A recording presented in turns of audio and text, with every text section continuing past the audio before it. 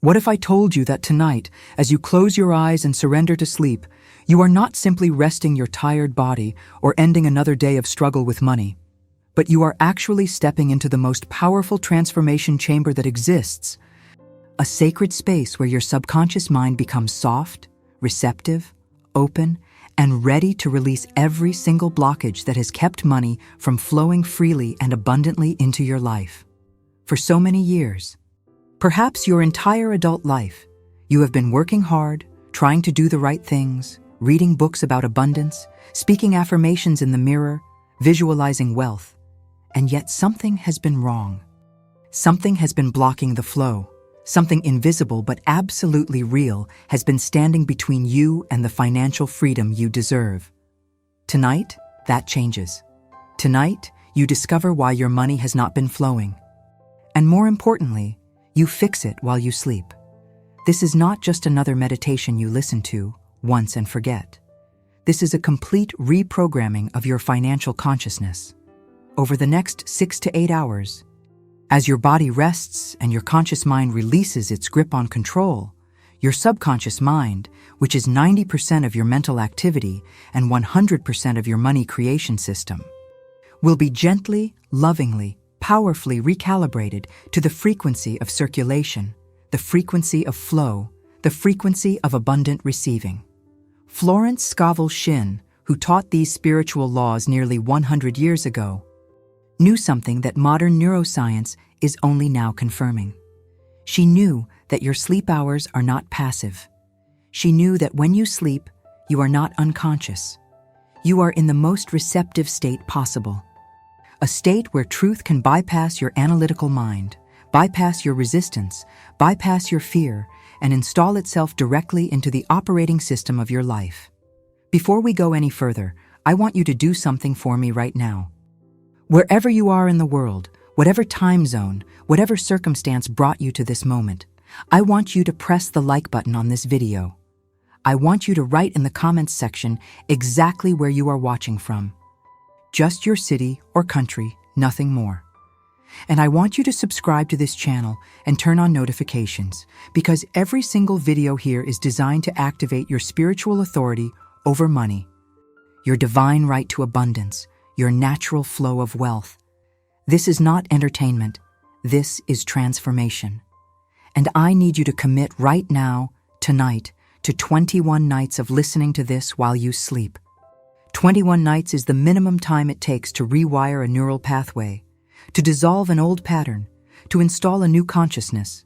So write in the comments, I commit to 21 nights starting tonight. Write your location, and then come back on night 3 and update us. Come back on day 7 and tell us what is shifting. Come back when you complete all 21 nights and share your testimony, because you will have one. Wealth is not just possible for you. Wealth is inevitable for you once the blocks are removed. Now let me explain what is actually happening in your brain and in your consciousness as you sleep tonight. When you are awake, your brain operates primarily in what scientists call beta waves, 14 to 30 cycles per second, the frequency of analysis, judgment, resistance, and conscious control. But as you relax and prepare for sleep, you transition into alpha waves, 8 to 13 cycles per second, a state of relaxed awareness where your subconscious becomes more accessible. Then, as you drift deeper, you enter theta waves, 4 to 7 cycles per second, the state of deep meditation, hypnosis, and direct subconscious programming. This is where Florence Scovel Shinn worked her miracles. This is where your money blocks dissolve. This is where new beliefs about wealth install themselves effortlessly. And finally, in the deepest sleep, you reach delta waves, 0.5 to 3 cycles per second, where your body heals, your mind reorganizes, and your consciousness literally rewrites its fundamental programs about reality. What this means is simple. You are not just listening to words tonight. You are allowing those words to travel into the deepest layers of your being, into places your conscious willpower can never reach, into the control room where your financial reality is actually created. Florence Scovel Shinn understood something profound about money that most people miss entirely. She understood that money is not a thing. Money is a flow. Money is energy in motion. Money is divine substance taking form in response to consciousness. And when money is not flowing in your life, it is never because money does not exist. Because there is infinite supply, it is never because you are not worthy, because you were created worthy. And it is never because abundance is not available to you, because abundance is your birthright. When money is not flowing, it is always, always, always, because somewhere in your consciousness, somewhere in your beliefs, somewhere in your habitual patterns of thought and feeling, you have created a dam, a blockage, a resistance that stops the flow. And the beautiful, liberating, absolutely life-changing truth is this: you do not need to work harder to get money flowing. You do not need to do more. You do not need to force anything. You simply need to remove the blocks. You simply need to release the resistance. You simply need to open the channel that was always there, waiting for you to use it. Let me tell you a story that perfectly illustrates how this works. A story of a woman named Catherine who came to one of Florence Scovel Shinn's lectures in New York City in 1927. Catherine was 34 years old, unmarried, working as a secretary for a law firm, earning $65 per month, which was barely enough to cover her rent, food, and basic necessities. She had no savings. She had no family support because her parents had passed away years earlier. She had no prospects for a better position because the law firm had made it clear they would never promote a woman to a higher role. And she was absolutely terrified about her future. She told Florence with tears in her eyes that she had been speaking affirmations for 2 years. She had been visualizing wealth. She had been reading every spiritual book she could find. And nothing had changed. In fact, her situation seemed to be getting worse, not better. She felt like a failure. She felt like the spiritual laws worked for everyone else, but not for her. She felt abandoned by God, abandoned by the universe, abandoned by abundance itself. Florence looked at Catherine with tremendous compassion and said something that changed everything. She said, "My dear, you have been trying to pull money toward you, but you have not been allowing money to flow through you. You have been gripping, grasping, holding tight to every penny out of fear, and that very gripping is what stops the circulation. Money is like water. Water must flow to stay fresh, to stay alive, to multiply itself. When you dam up water, it becomes stagnant, toxic, dead. Your financial consciousness right now is a dam, not a river, and we must turn you back into a river." Catherine looked confused, almost offended, and she said, "But Florence, I have nothing to give. I have $65 per month, and $60 of that goes to survival. How can I possibly let money flow through me when I barely have enough to live?" Florence smiled gently and said, "That is the lie your fear is telling you. That is the blockage we must dissolve tonight." Florence gave Catherine a very specific practice, a practice that seemed completely illogical, completely impossible, and completely terrifying to Catherine's rational mind. Florence said, "Every single time money leaves your hands for any reason, whether you are paying your rent, buying your food, giving a coin to a beggar on the street, or purchasing a stamp for a letter, I want you to silently say these words: I bless this money as it flows from me. I bless the person receiving it. I know that as I give freely, I receive abundantly. Money circulates in my life under grace and in perfect ways. And then, once per week, no matter how impossible it seems, I want you to give $1 to someone who needs it more than you do. Not out of obligation, not out of guilt, but as a declaration of faith in the law of circulation, as proof to the universe and to your own subconscious that you are a river, not a dam." Catherine was terrified, but she was also desperate, and desperation sometimes opens us to grace. She went home that night and began the practice. The very next morning, she paid her landlord $35 for rent, and as she handed him the bills, she silently whispered, "I bless this money as it flows from me. I bless you. I know that as I give freely, I receive abundantly. Money circulates in my life under grace and in perfect ways. It felt strange. It felt like lying. It felt like pretending. But she did it. She did it when she bought bread. She did it when she bought milk. She did it when she dropped a nickel into the donation box at church. And at the end of that first week, with her heart pounding and her hands shaking, she gave one full dollar, nearly 2% of her entire monthly income, to an elderly woman she saw sitting outside the train station, cold and hungry. The first week, nothing visible changed, but Catherine noticed something subtle. She felt less anxious. She slept better. The constant knot of fear in her stomach loosened slightly. The second week, something small happened. A colleague at the law firm asked Catherine if she would be willing to type an important document over the weekend for a private client of his, and he offered her $3 for the work. Catherine had never been offered private work before. She said yes, completed the task, and as she received the $3, she blessed the money and blessed the man. The third week, the senior partner at the law firm called Catherine into his office. She thought she was going to be reprimanded for something, but instead he told her that his wife needed someone to help organize correspondence for a charity event she was planning, and he wondered if Catherine might be interested in earning an additional $5 per week for the next 2 months. Catherine could barely speak. She accepted, and again, she blessed the opportunity and blessed the money. By the 8th week of practicing Florence's teaching, Catherine's income had increased from $65 per month to $82 per month.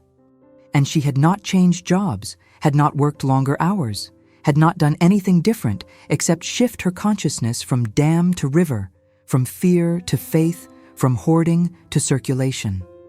But the transformation did not stop there. In the 4th month, the law firm unexpectedly decided to hire an additional secretary, and they asked Catherine if she knew anyone qualified. Catherine recommended a friend, and in gratitude, the senior partner increased Catherine's salary to $75 per month as a permanent raise, recognizing her value and her helpfulness.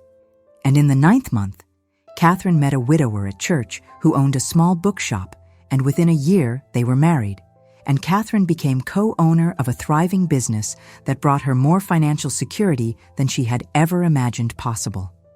When Catherine returned to see Florence after 2 years, she was radiant, abundant, and overflowing with gratitude. She told Florence, "I do not just have money now. I have become money. I am a channel of circulation. I am a river of abundance." And Florence said, "Yes, my dear, because you learned the secret. You learned that wealth is not about how much you hold. Wealth is about how freely you allow it to flow. The universe cannot pour more water into a cup that is already gripped tightly in a fist. But when you open your hand, when you let the water flow through, the universe can pour infinitely, endlessly, without limit. That is what you have become, a vessel of divine circulation. This story is not unique. This story is the pattern. This story is the law. And tonight, as you sleep, this story is becoming your story, because the same consciousness that transformed Catherine is now being installed in you. You do not need to force it. You do not need to make it happen. You simply need to rest, listen, absorb, and allow. Now, let me teach you one of Florence Scovel Shinn's most powerful practices, something she called the burden decree, a spiritual technique for releasing the weight of financial fear so that circulation can flow naturally.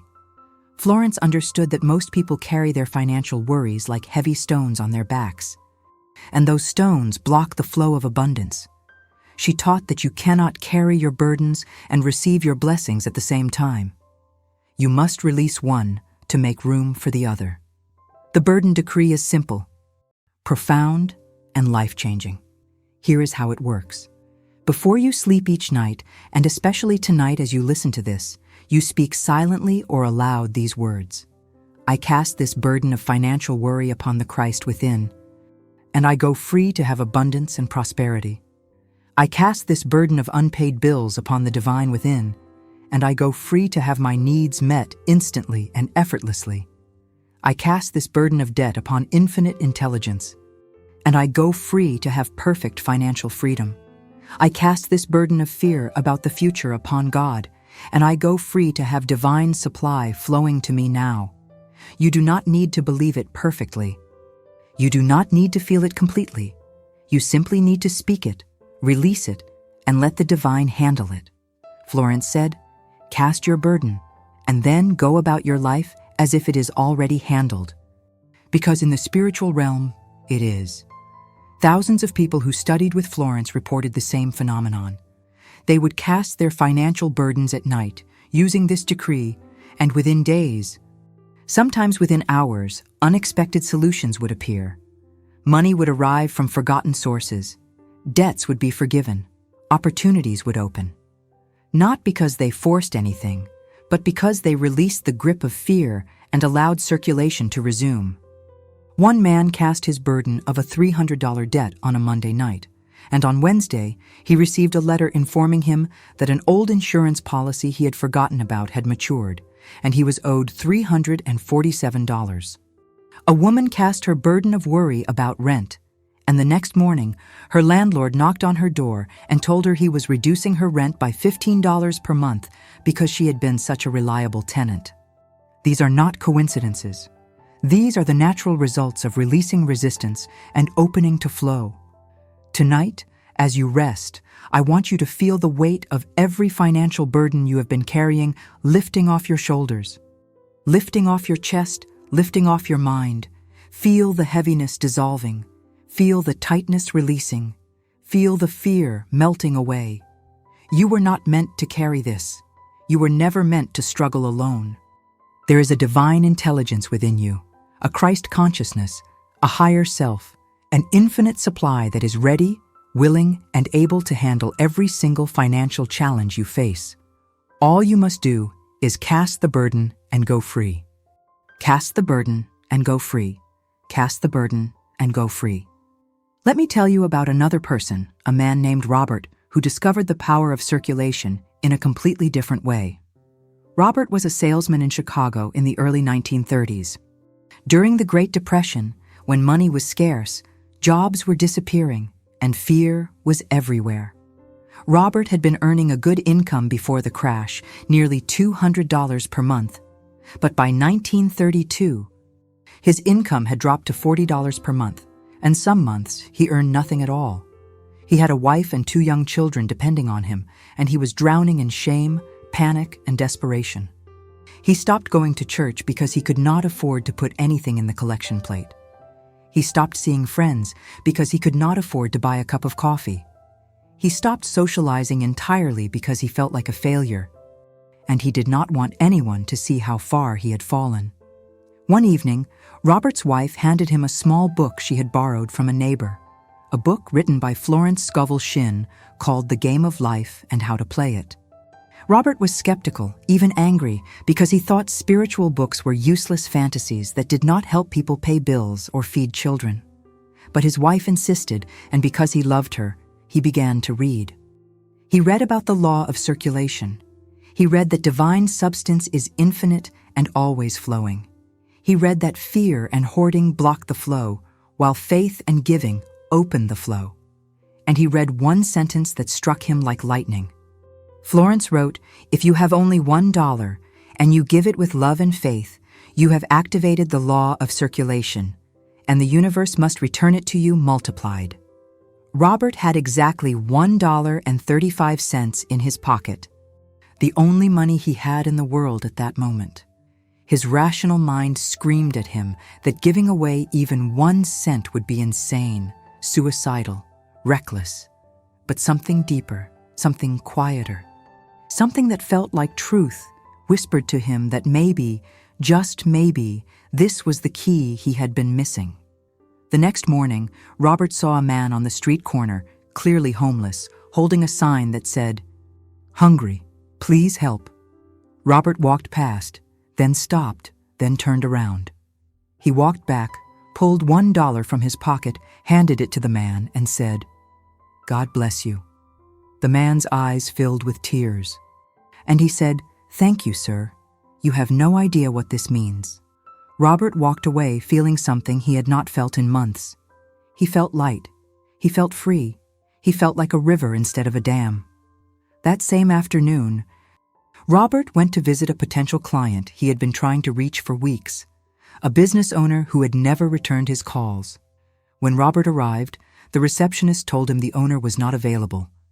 But as Robert turned to leave, the owner himself walked through the door, saw Robert, and said, "Oh, you are the salesman who keeps calling, are you not?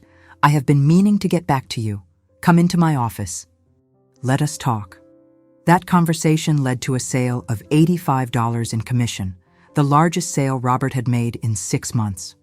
Robert went home that night, told his wife what had happened, and together they blessed the $85 and committed to giving 10%, $8.50, to someone in need that week. Over the next 3 months, Robert's income began to climb.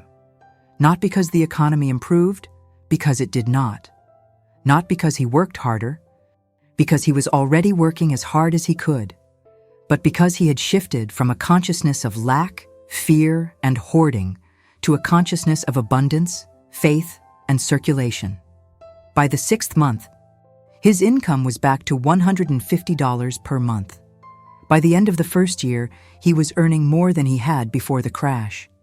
And for the rest of his life, Robert never stopped practicing the law of circulation. He gave 10% of everything he earned. He blessed every dollar that left his hands, and he lived in a constant state of flow, receiving abundantly, giving freely, and experiencing wealth as a river, not a pond. Robert wrote a letter to Florence Scovel Shinn years later, telling her that her teaching had saved his life, saved his family, and given him a relationship with money that was based on joy instead of fear. Florence wrote back and said, "My dear Robert, I did not save you. You saved yourself by aligning with the law. The law of circulation is not my invention. It is God's design. Money is divine substance, and divine substance must flow. You simply remembered what your soul already knew, and you acted in faith. That is all it ever takes. Faith and action, release and flow, casting the burden and going free.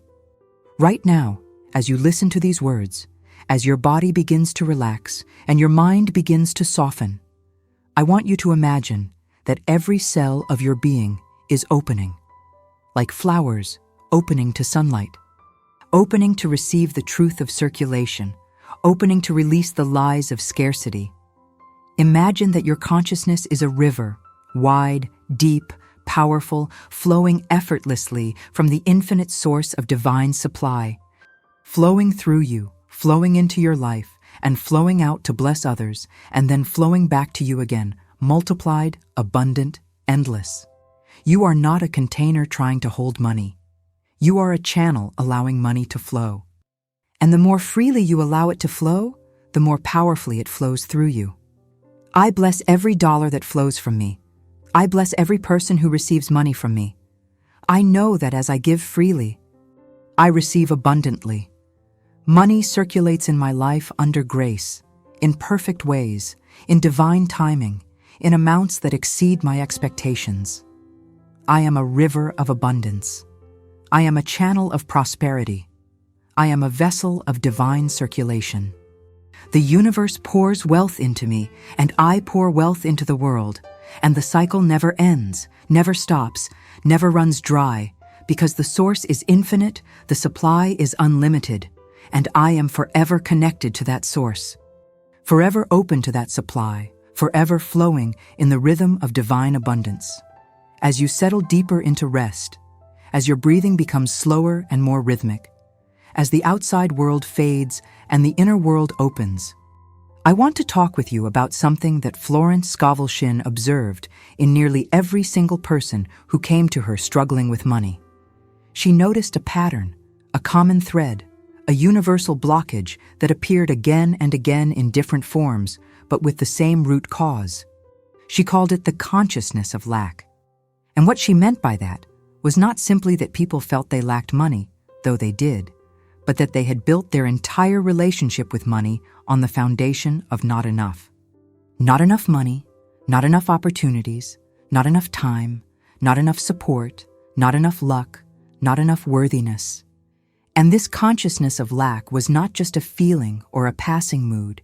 It was a deep, subconscious operating system that filtered every financial experience through the lens of scarcity, creating a self-fulfilling prophecy that proved over and over again that there would never be enough.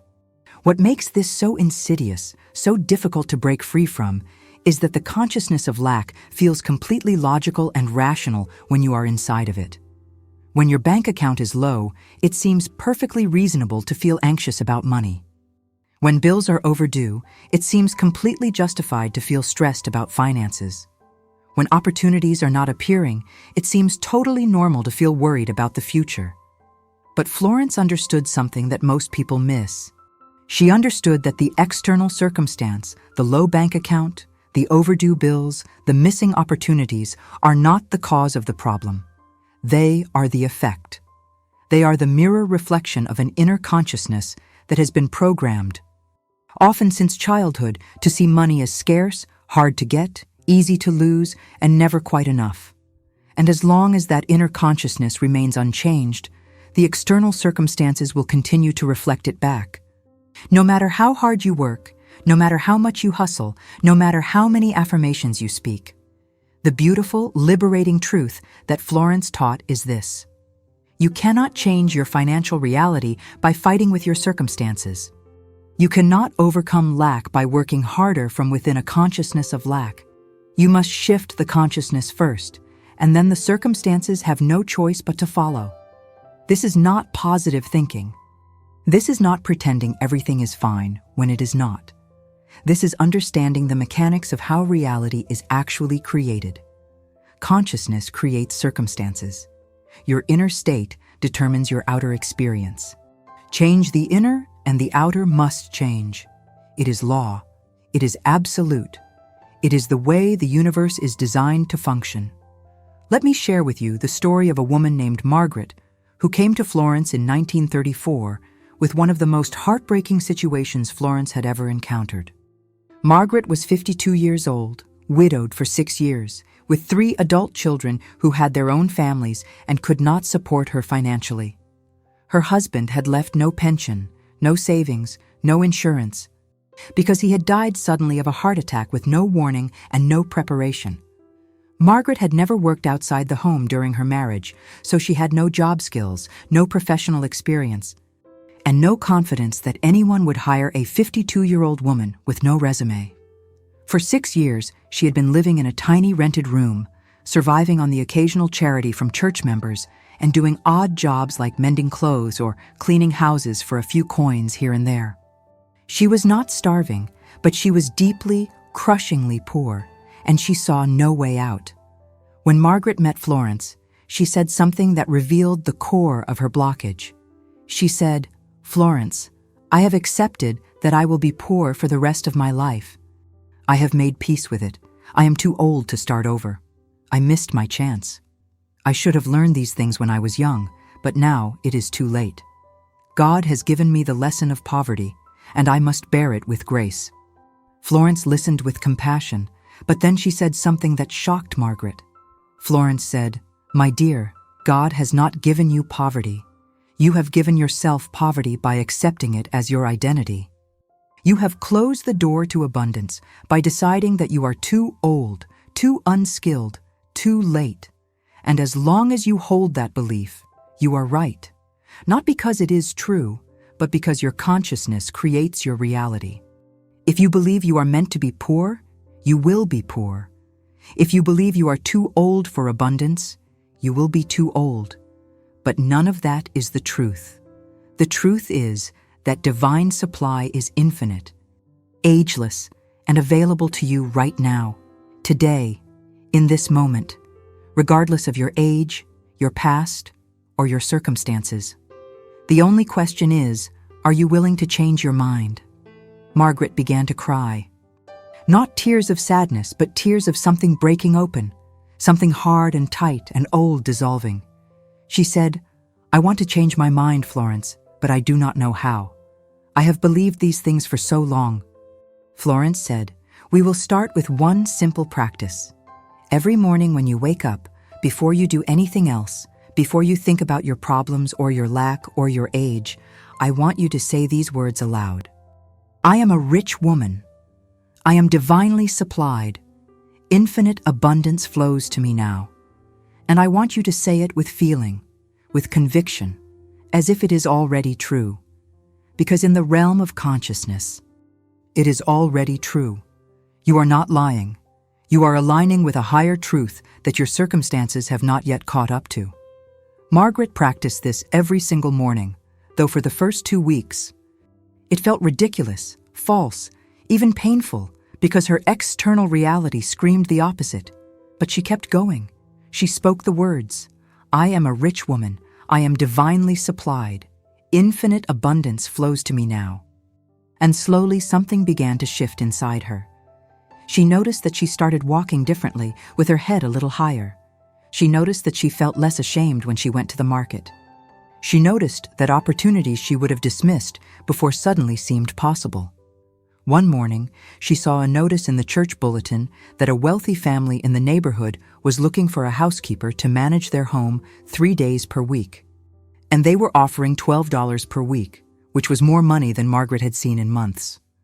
The old Margaret, the Margaret of 2 weeks earlier, would have thought, they will never hire me.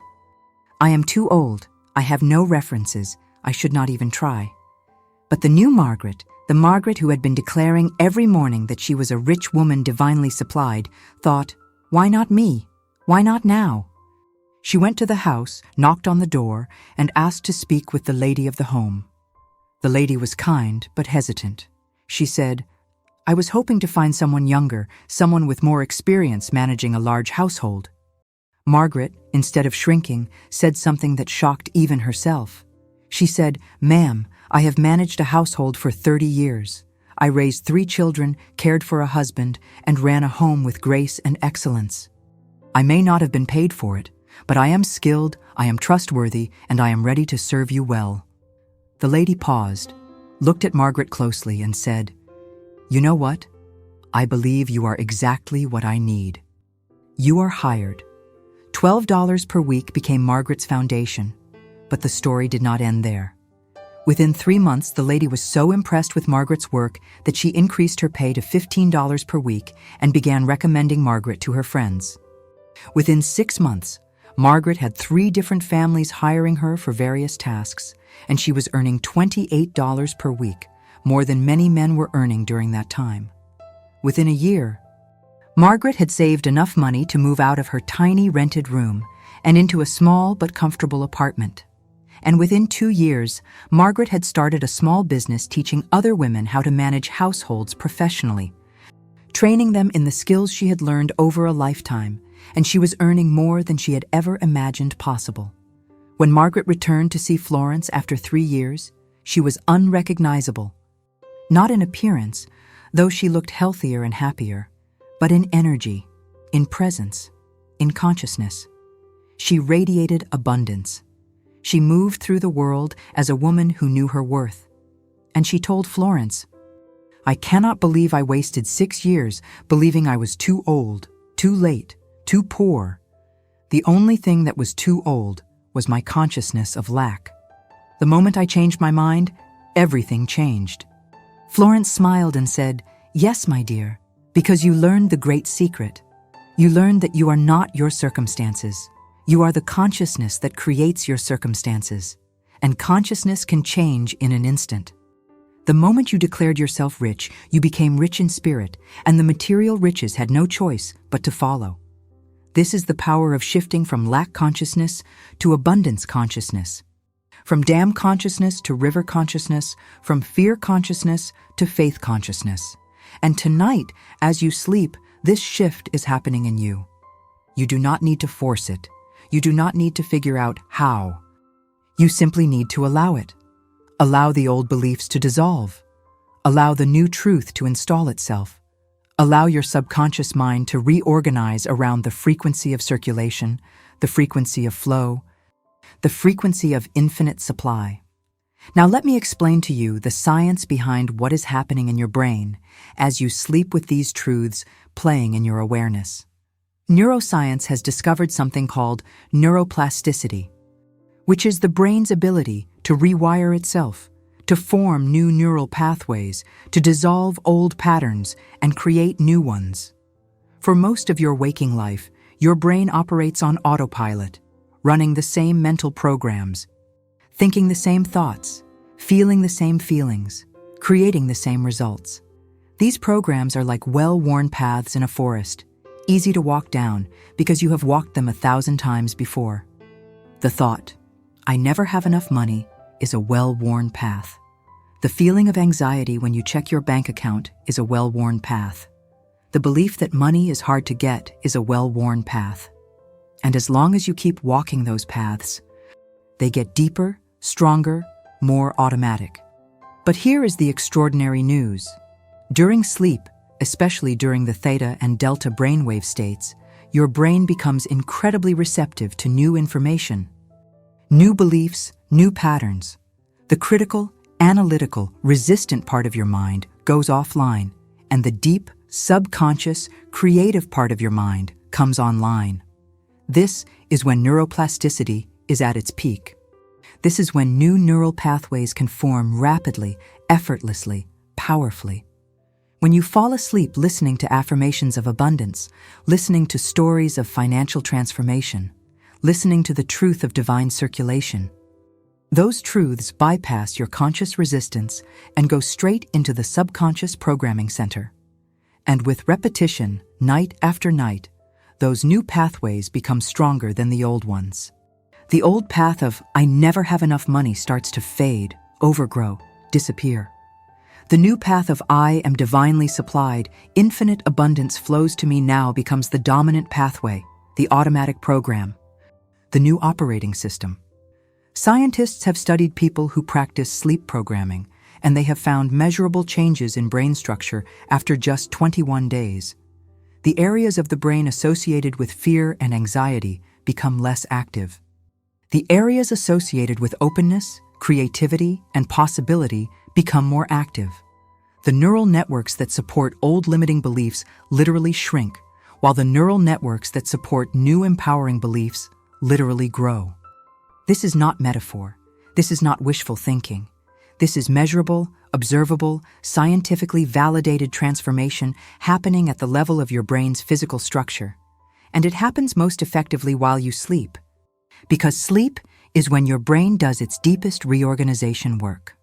Florence Scovel Shinn did not have access to brain scans or neuroscience research, but she knew this truth intuitively, spiritually, experientially.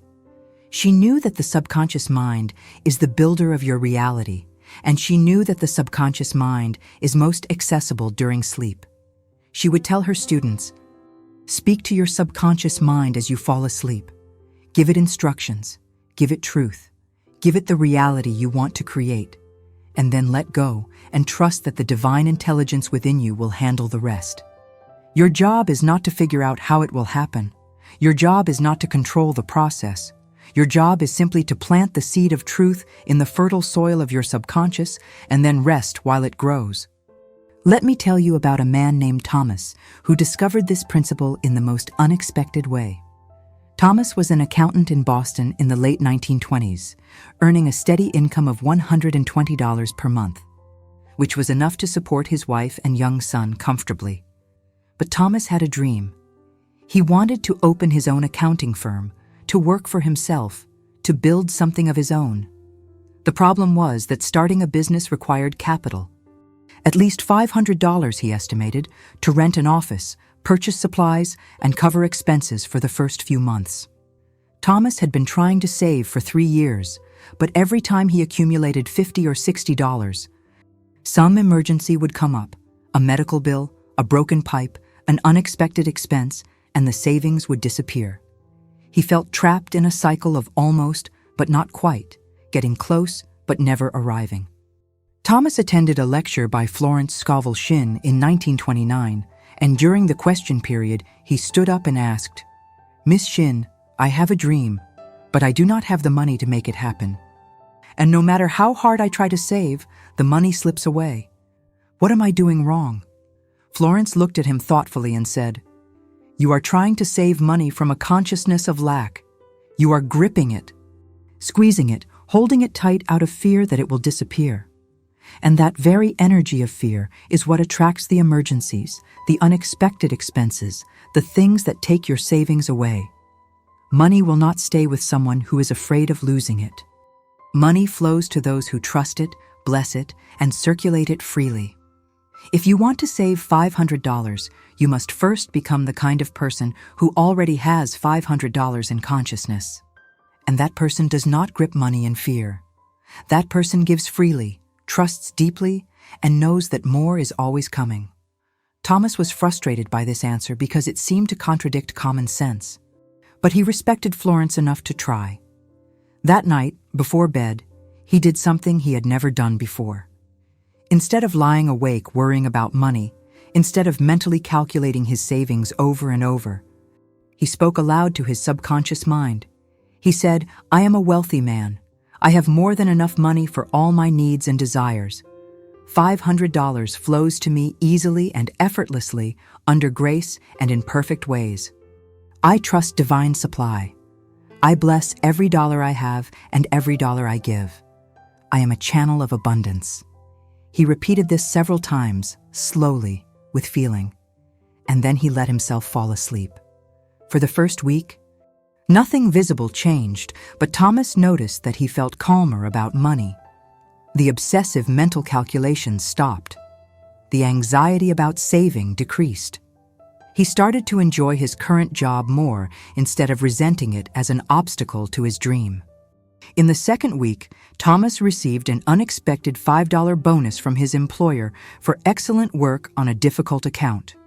It was not much, but it was something he had never received before, and he took it as a sign that the universe was responding. In the third week, Thomas's wife mentioned that her aunt, who lived in another state, had written to say she was sending them a gift, and a few days later, they received a check for $25 with a note saying, "I have been thinking about you and wanted to bless you with this." By the sixth week, Thomas had saved $80, more than he had ever saved in the same period before, and no emergencies had occurred to drain it away.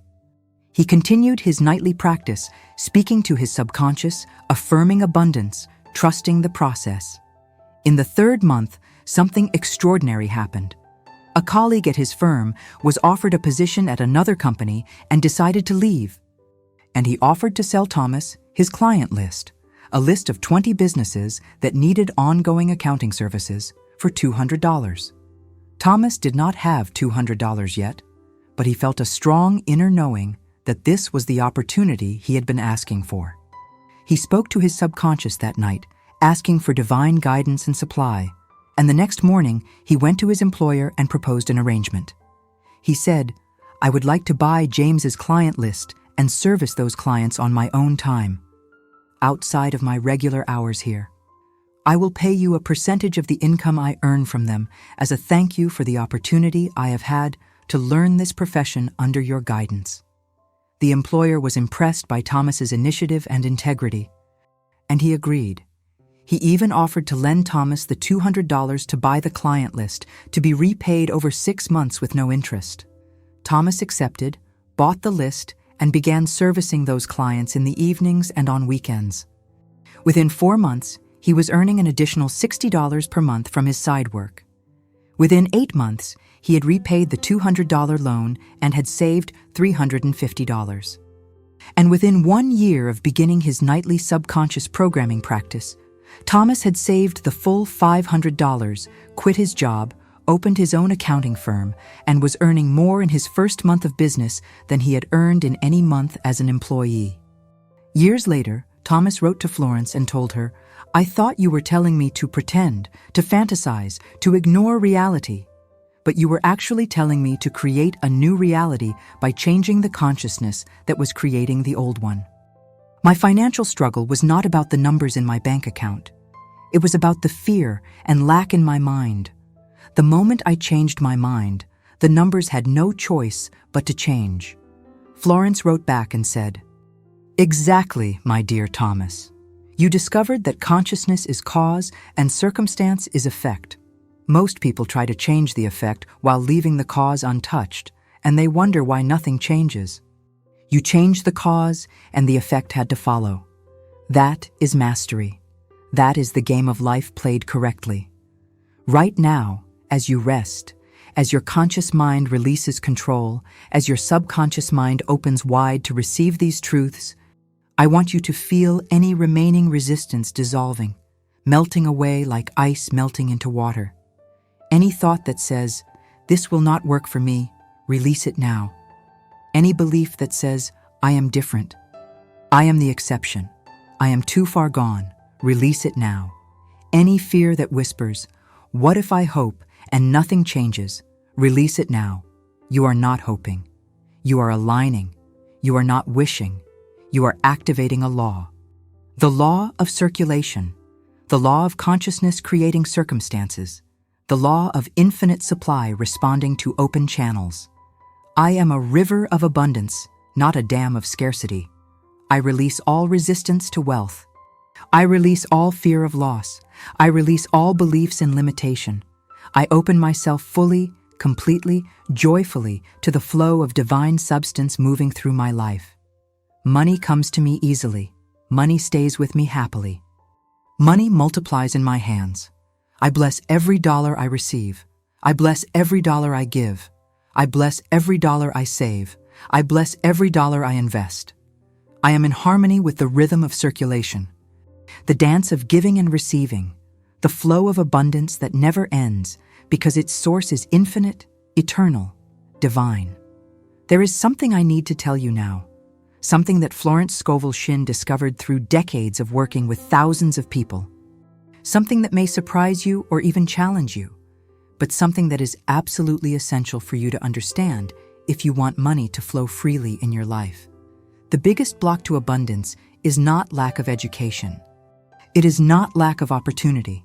It is not lack of talent or intelligence or hard work. The biggest block to abundance is resentment. Resentment toward people who have more money than you. Resentment toward past employers who underpaid you. Resentment toward family members who did not support you financially. Resentment toward the economy, the government, the system, the world for being unfair.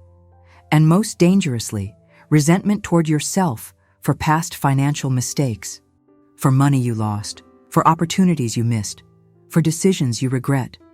Florence taught that resentment is like drinking poison and expecting the other person to die. When you hold resentment toward someone because of money, you are not hurting them. You are blocking your own flow. You are creating a dam in your consciousness that stops abundance from reaching you. Because resentment is a form of resistance, and resistance stops circulation. Think about it this way. If you resent wealthy people, your subconscious mind registers the message that wealth is bad, that wealthy people are bad, and therefore becoming wealthy would make you bad. So your subconscious, which is always trying to protect you and keep you consistent with your beliefs, will sabotage any opportunity for you to become wealthy, because in your mind, wealth equals badness. If you resent a former employer for underpaying you, your subconscious registers the message that employers are enemies, that work is exploitation, that earning money requires being mistreated. And so your subconscious will either keep you in situations where you are underpaid, because that is what you expect, or it will make you so resistant to employment that you cannot hold a job at all.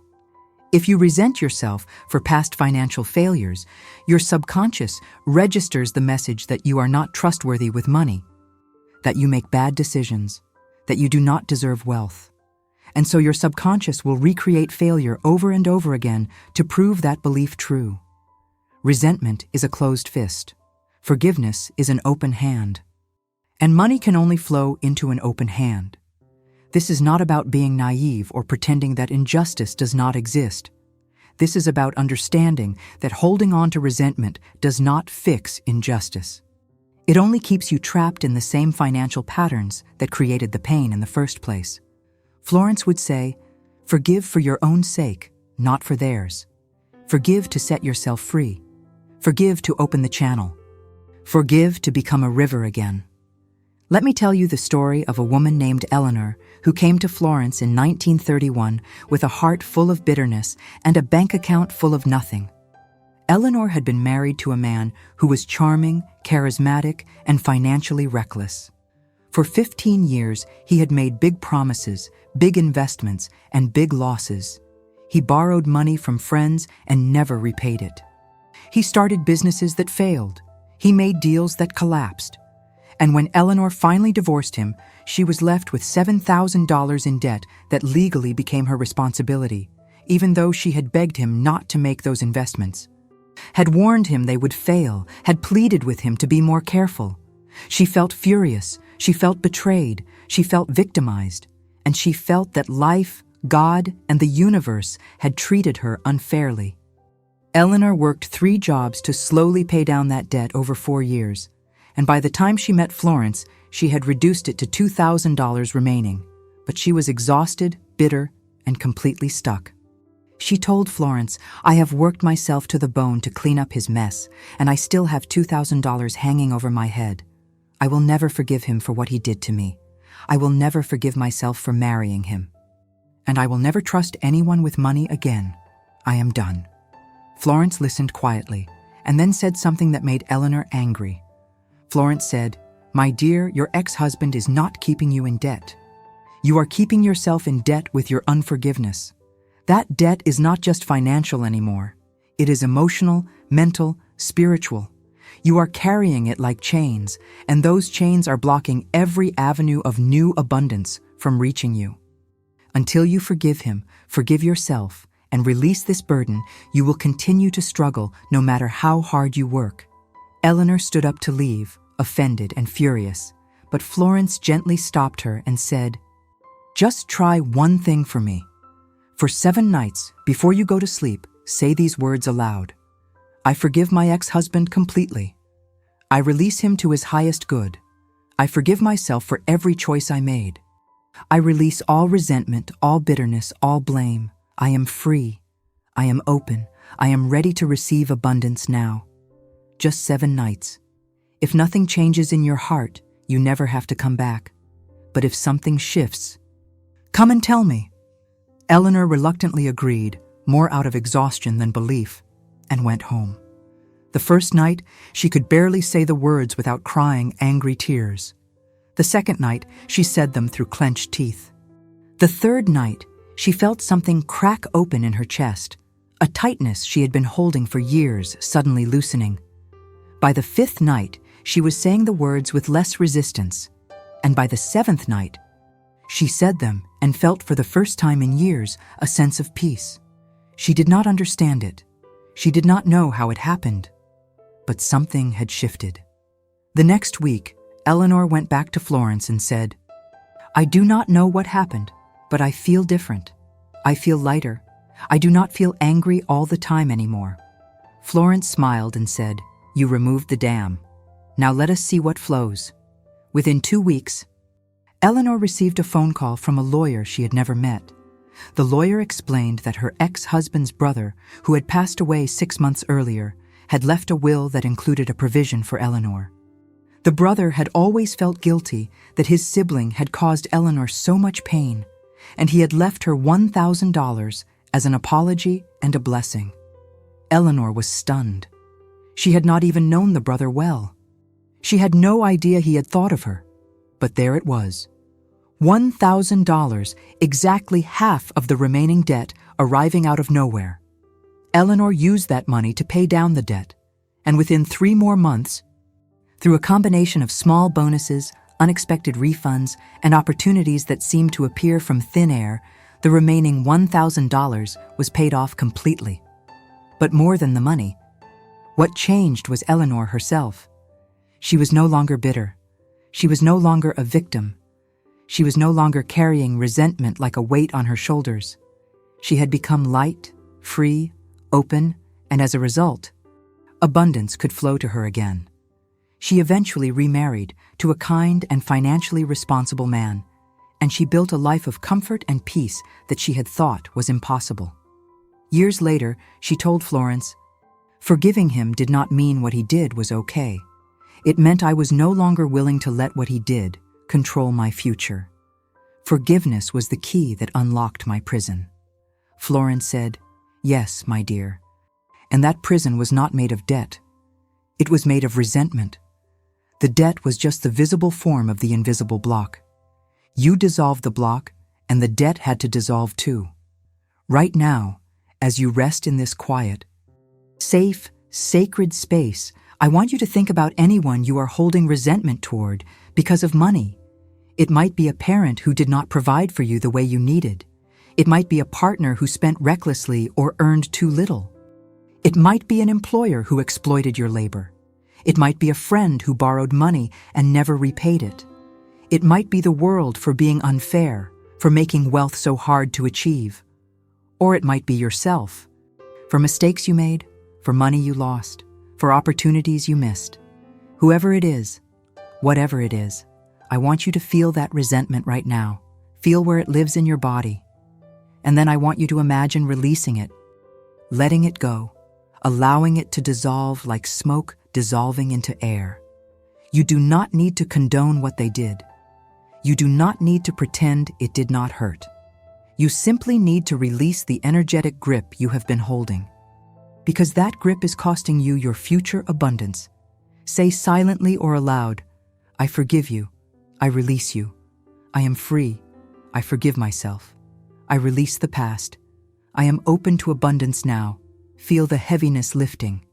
Feel the tightness releasing. Feel the flow beginning again. You are not doing this for them. You are doing this for you. You are removing the dam so the river can flow. Now let me teach you about another blockage that Florence encountered constantly. One that is so subtle, so invisible, so normalized in our culture that most people do not even recognize it as a block. It is the habit of complaining about money, talking about how expensive things are, saying, I cannot afford that, with a tone of resentment or defeat, discussing bills with dread, calling money tight or scarce or hard to come by. These may seem like harmless observations, like simple statements of fact, but Florence understood that words have power, that your word is your wand, and that every time you speak lack, you are instructing your subconscious mind and the universe to create more lack. She would tell her students, stop discussing your lack if you want it to go away. Stop rehearsing your poverty. Stop describing your limitations, because every time you say, I am broke, you are affirming brokenness. Every time you say, I cannot afford it, you are affirming inability. Every time you say, money is so hard to get, you are affirming hardship. And your subconscious mind, which does not argue or question, simply says, yes, you are right, and creates experiences that match your words. Florence taught a radical practice. She said, speak only of abundance, even when your bank account says otherwise. Bless prices instead of complaining about them. Say, that is a wonderful value, or I am so grateful for quality goods, instead of everything is so expensive. When a bill comes, say, I am grateful I have services to pay for. I am grateful for heat and light and water. Instead of, these bills are killing me. This does not mean lying or pretending you have money you do not have. It means changing the energetic frequency of how you relate to money. It means speaking from abundance consciousness even before the material abundance has appeared. Because the consciousness must come first and the material always follows. I know this seems difficult. I know it feels unnatural when your wallet is empty to speak as if it is full. But that is exactly the point. If you wait until you have money to feel abundant, you will never feel abundant, because the feeling of abundance is what creates the money, not the other way around. Let me tell you about a young man named James who learned this lesson in the most powerful way. James was 23 years old, fresh out of university, and completely broke. He had student loans, no job, no connections, and no idea how he was going to survive. He moved back in with his parents, which felt humiliating, and he spent every day sending out resumes and getting rejection after rejection. He was depressed, anxious, and constantly complaining to anyone who would listen about how terrible the economy was, how unfair the job market was, how impossible it was for young people to get ahead. His parents, who were students of Florence Scovel Shinn's work, finally sat him down and said, "James, we love you, but we need you to stop complaining about money in this house. Every time you complain, you push abundance further away. We are going to make a new rule. For 30 days, you are not allowed to speak a single word of lack, limitation, or complaint about money. If you catch yourself about to say something negative, you must stop, rephrase it positively, or say nothing at all." James thought this was the most absurd thing he had ever heard. But he was desperate, and he respected his parents, so he agreed to try. The first day was almost impossible. He caught himself dozens of times about to say, "I am so broke," or "I will never find a job," or "everything is too expensive," and he had to stop mid-sentence, take a breath, and either rephrase or stay silent. It felt fake. It felt forced. It felt like lying. But he kept going. By day 3, something interesting happened. He noticed that when he stopped complaining about money, he had a lot less to talk about, because so much of his conversation had been complaints. So he started talking about other things. He started noticing things he was grateful for. He started focusing on possibilities instead of problems. By day 7, James noticed that he felt lighter, less depressed, less anxious. By day 10, he received a phone call from a company he had applied to weeks earlier. A company he thought had rejected him, asking him to come in for an interview. By day 14, he had the interview, and it went well. By day 21, he was offered the job with a starting salary of $42,000 per year, which was more than he had hoped for as a recent graduate. And by day 30, when the challenge ended, James told his parents, "I am never going back to complaining about money again. I do not know exactly how it works, but I know that something shifted when I stopped speaking lack and started speaking abundance. My external circumstances did not change immediately, but my internal state changed, and then the external had to follow." James kept this practice for the rest of his life. He became known among his friends as the person who never complained about money, who always found something to be grateful for, who always spoke positively about finances, even during difficult times. And as a result, James's career flourished. He was promoted multiple times. He started a side business that grew into a significant income stream. He built wealth steadily, consistently, joyfully. And he would always say, "It all started the day I stopped complaining and started blessing." Right now, in this moment, I want you to make a commitment to yourself. For the next 21 days, starting tomorrow when you wake up, you will not speak a single word of lack, limitation, or complaint about money, not to others and not to yourself in your internal dialogue. When a bill comes, you will say, "I am grateful for this service." When something costs more than you expected, you will say, "I trust that money flows to me easily to cover all my needs." When you feel worried about finances, you will say, "I am divinely supplied and all is well." This is not denial. This is reprogramming. This is choosing to align your words with the reality you want to create instead of the reality you are leaving behind. Florence Scovel Shinn said that your word is the most powerful tool you have for shaping your reality. And she meant it literally. The words you speak, out loud and silently, are instructions to your subconscious mind and to the universe. They are decrees, they are commands, they are creative forces. When you say, "I am broke," you are decreeing brokenness into your experience. When you say, "I am abundant," you are decreeing abundance into your experience.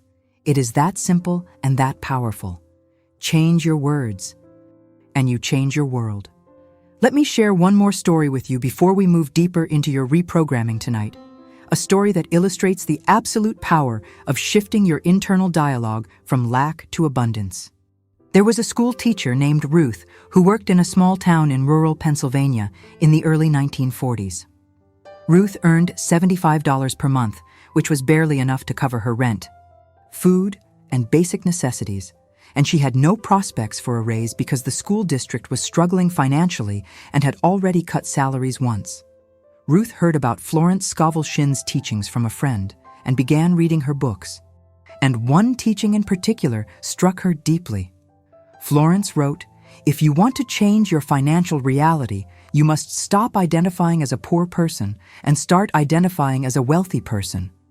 Not in the future, but right now in your mind and heart. Ruth decided to try an experiment. Every morning before school, she would stand in front of her mirror, look herself in the eyes, and say, "I am a wealthy woman. I have more than enough for all my needs and desires. Money flows to me in avalanches of abundance." At first, her mind screamed that this was a lie, that she was a poor school teacher with $75 a month and no savings. But Ruth persisted. She said the words every single morning, and she began to notice something. She started to feel wealthier, not because her bank account changed, but because her internal experience changed. She stopped feeling anxious about money. She stopped feeling ashamed of her small salary. She stopped feeling less than compared to others who had more. She felt, in her consciousness, abundant. And then, the external started to shift. A wealthy family in the town approached Ruth and asked if she would be willing to tutor their daughter in reading and writing twice a week for 2 hours each session. And they offered her $10 per week, which was more than 13% of her monthly salary, just for 4 hours of work. Ruth said yes. A few weeks later, another family made a similar request. Then another. Within 3 months, Ruth was earning an additional $35 per month from tutoring, nearly 50% more than her teaching salary. Within 6 months, she was earning more from tutoring than from teaching. And within a year, Ruth quit her teaching job and opened a private tutoring academy that served 15 students and earned her $180 per month, more than double what she had been making as a teacher. Ruth wrote to Florence and said, "I cannot explain how it happened. All I did was change my internal identity from poor to wealthy, and opportunities started appearing that had never been there before." Florence wrote back and said, "Opportunities were always there, my dear, but you could not see them because you were looking through the lens of poverty consciousness. When you shifted to wealth consciousness, your perception changed and you saw what had been invisible before. Consciousness determines what you see, what you attract, and what you experience. You changed your consciousness, and your world had to change with it. As you drift deeper into rest now, as your breathing becomes slower and your body becomes heavier, as the external world fades and the internal world opens, I want you to imagine that every cell of your body is being bathed in golden light. Warm, radiant, abundant light that carries the frequency of wealth, the frequency of flow, the frequency of divine supply. Imagine this light dissolving every blockage, every resentment, every complaint, every limiting belief, every fear about money. See those blocks melting away like ice melting in the sun, turning into water, turning into flow, turning into circulation. I release all resentment toward anyone who has hurt me financially. I forgive them completely. I release all resentment toward myself for past mistakes. I forgive myself completely. I release all complaints about money. I speak only abundance now. I release all limiting beliefs about wealth. I claim my divine inheritance now. I am a river of abundance. I am a channel of prosperity. I am a vessel of infinite supply. Money flows to me easily, joyfully, constantly. I receive with gratitude. I give with love. I save with wisdom. I invest with intelligence. I am in perfect harmony with the circulation of wealth. Now, as you move deeper into this state of profound relaxation, I want to introduce you to one of the most transformative concepts Florence Scovel Shinn ever taught. A concept that is particularly crucial for dissolving the blocks that stop money from flowing. She called it the divine design. Florence believed, and taught thousands to believe, that for every single person, there is a divine design, a perfect pattern, a blueprint held in the mind of the infinite intelligence that includes perfect health, perfect happiness, perfect love, and perfect, abundant supply. This means that poverty, lack, struggle, and debt are not part of God's plan for you. They are distortions.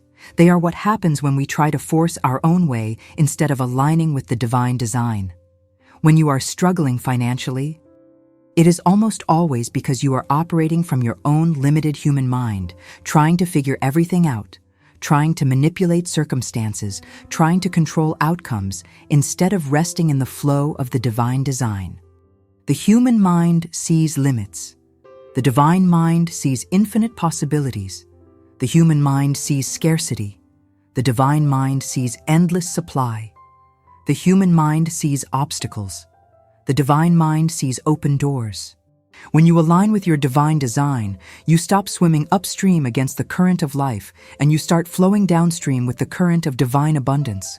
And suddenly, things that were hard become easy. Doors that were locked swing open. Money that was blocked begins to move. Let me tell you about a man named Arthur who learned this lesson in a very dramatic way.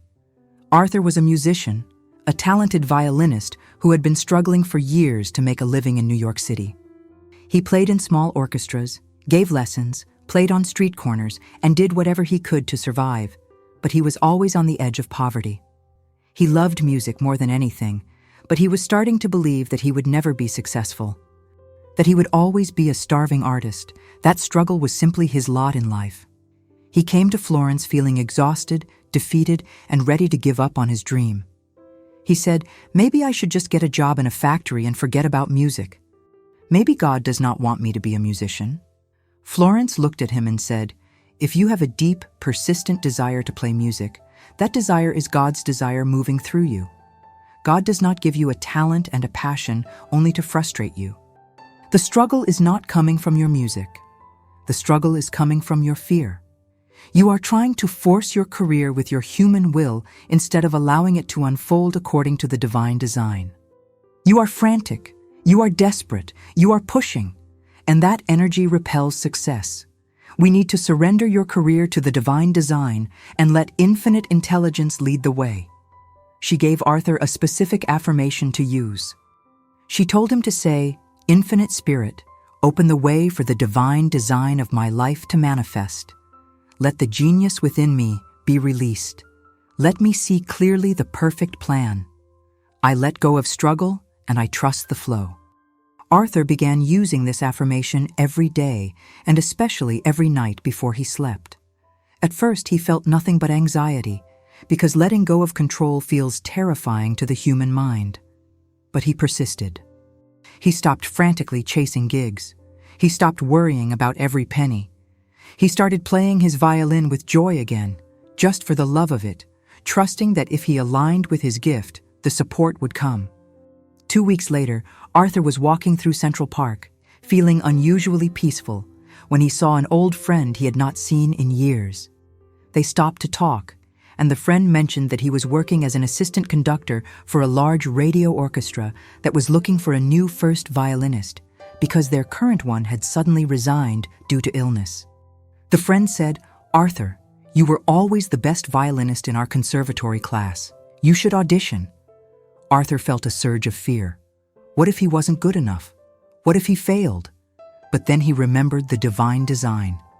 He silently said, "Infinite Spirit, if this is part of the plan, open the way.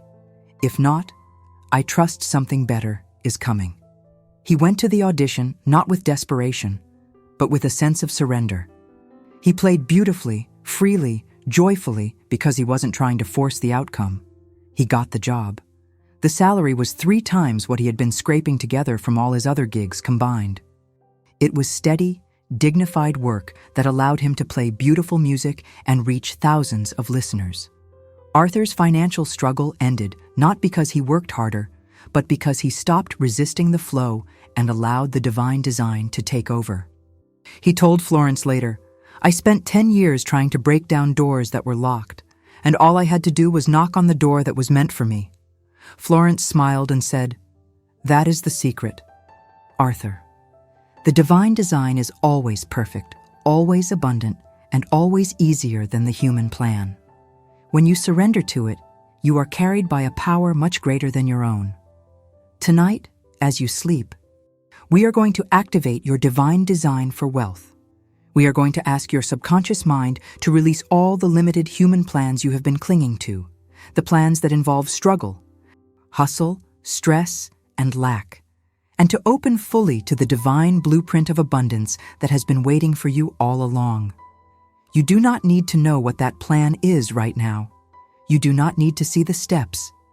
You simply need to give permission. You simply need to say yes. Now, I want to address another critical block that stops money flow, the block of unworthiness. So many people deep down do not believe they truly deserve to be wealthy.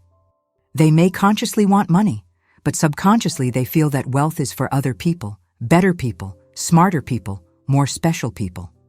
They feel that having money is selfish or unspiritual or greedy.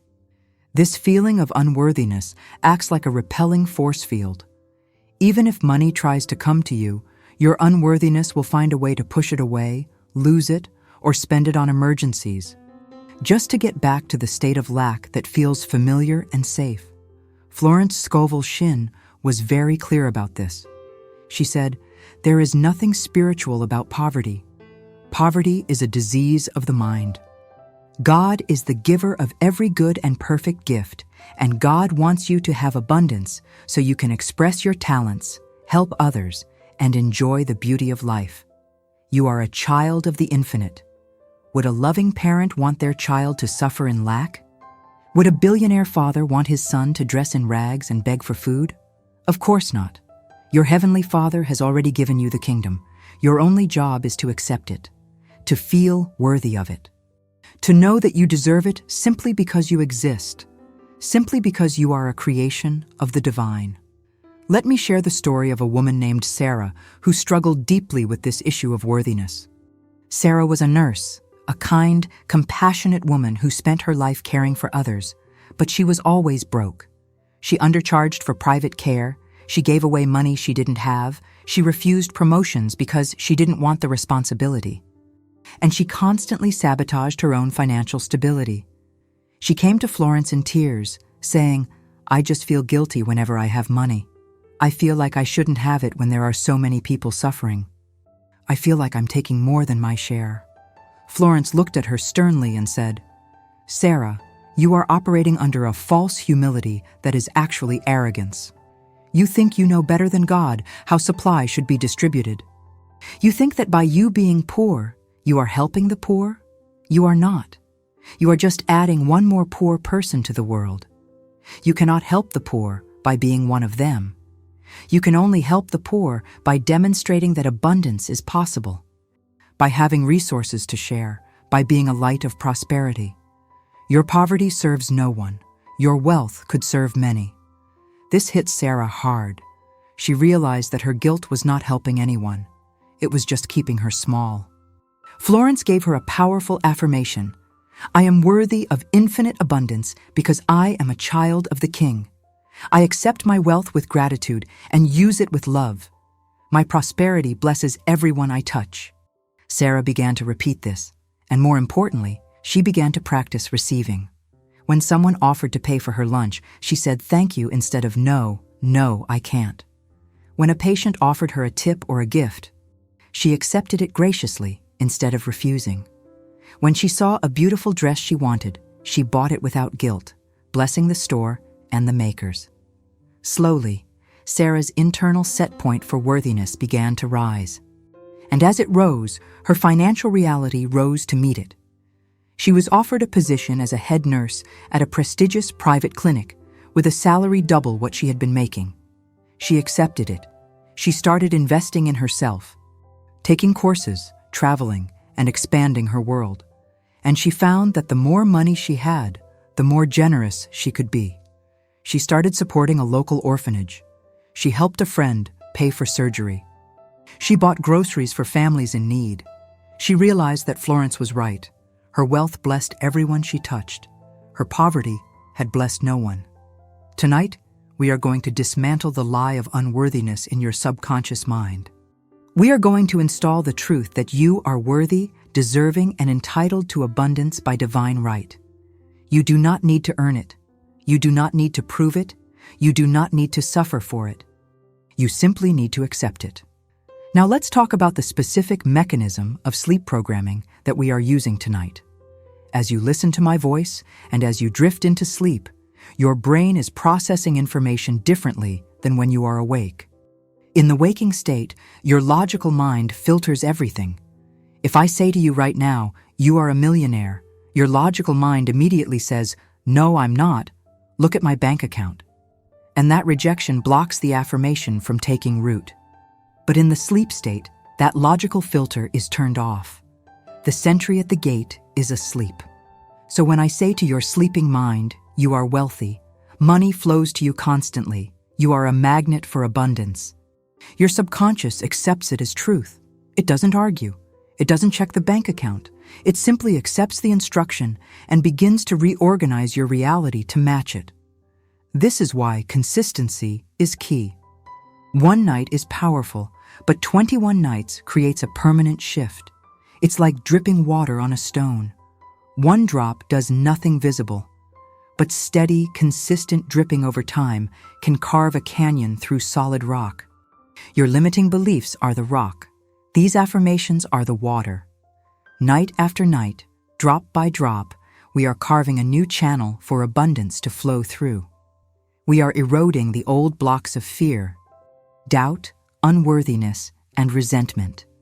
We are creating a smooth, wide, open path for the river of wealth to enter your life. I want to share one more story from Florence's archives that illustrates the power of persistence and subconscious imprinting. It's the story of a young businessman named Daniel who lost everything in the crash of 1929. He lost his business, his home, his savings, everything. He was living in a small room in a boarding house, depressed and suicidal.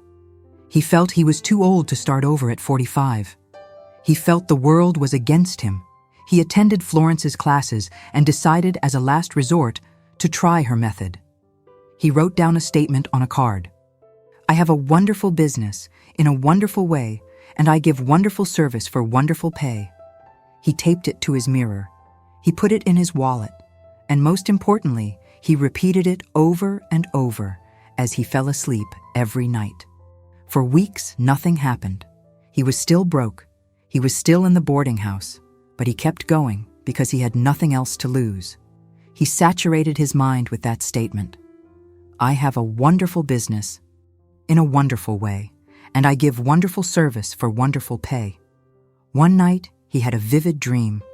In the dream, he saw a specific street corner in downtown New York, and he saw a sign with his name on it above a shop.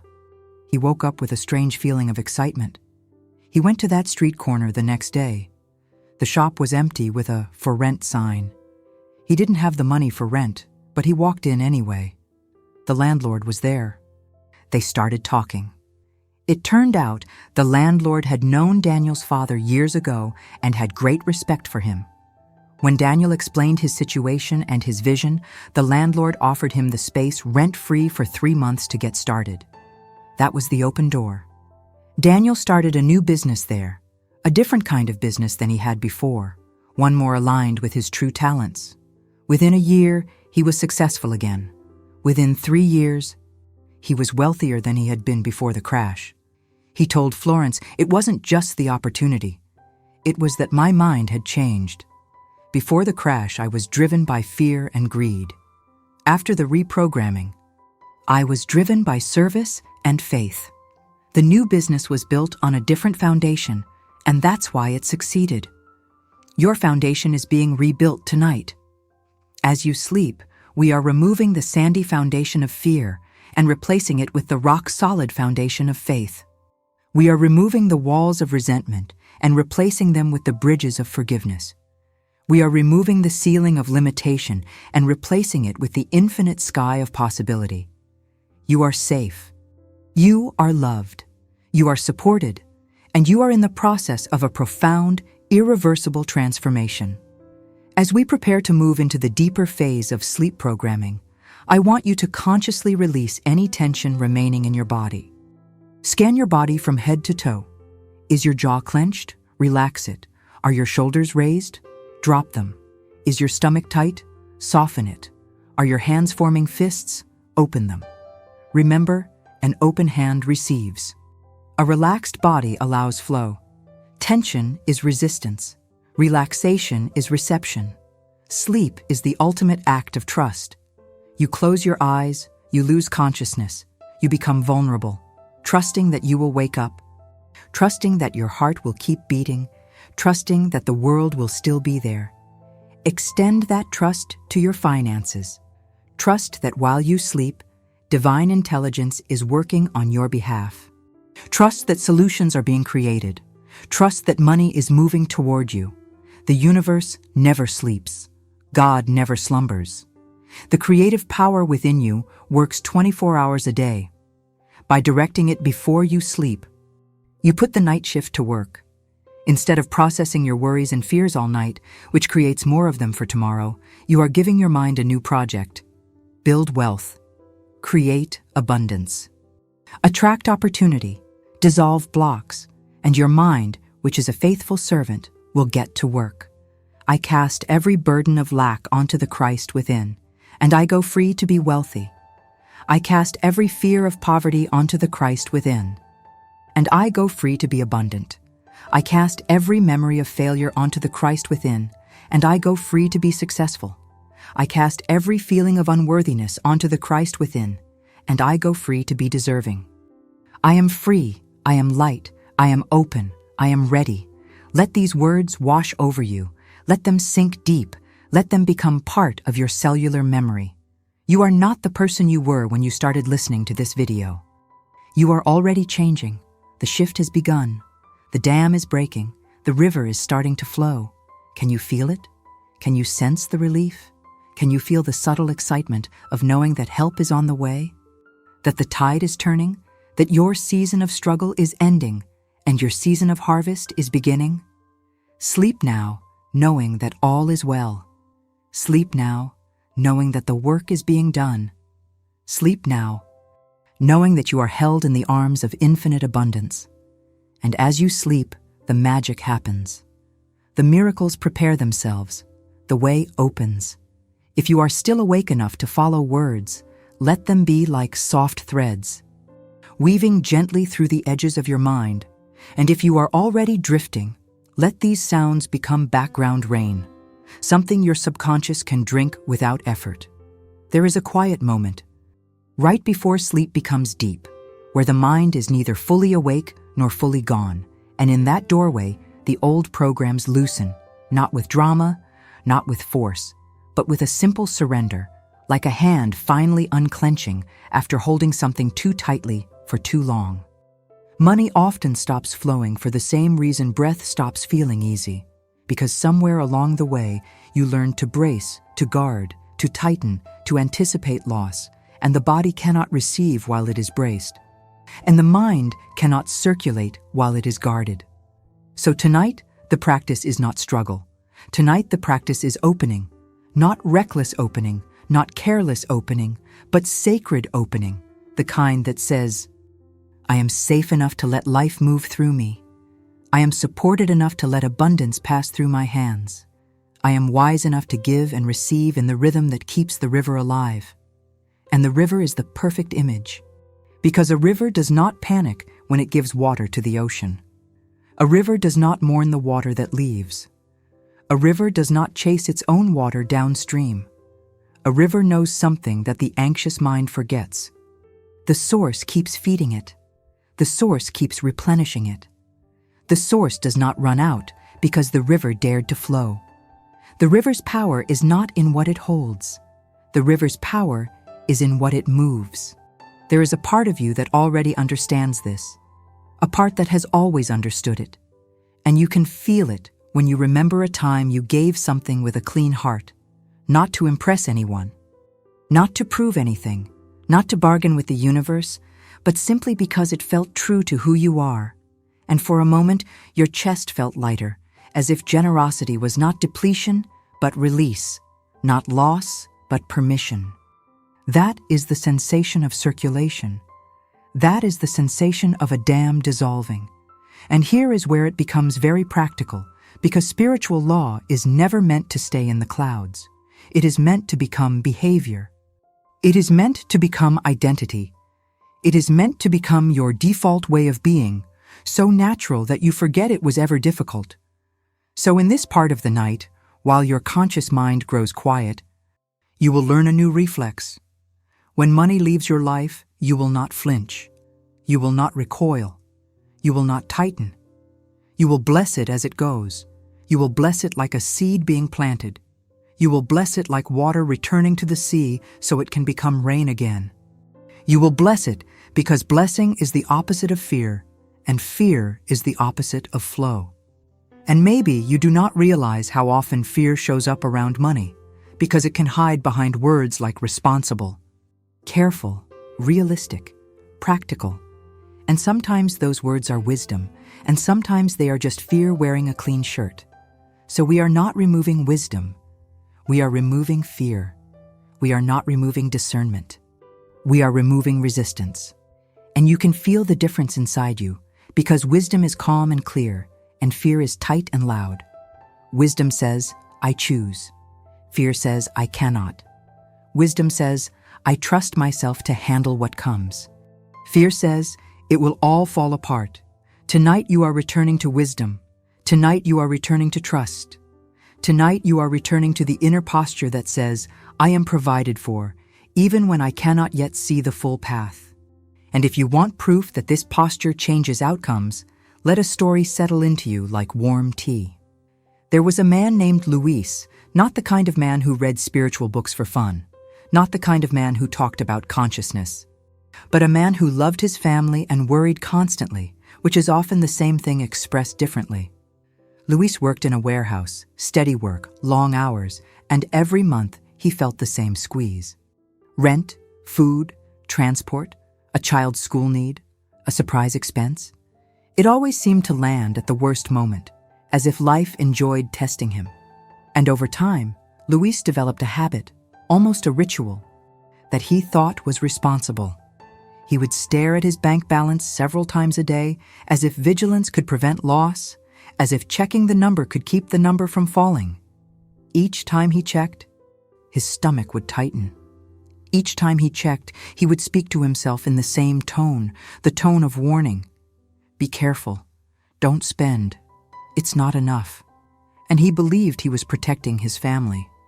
But he was also teaching his subconscious that money was dangerous, that money was never safe, that money was something to grip.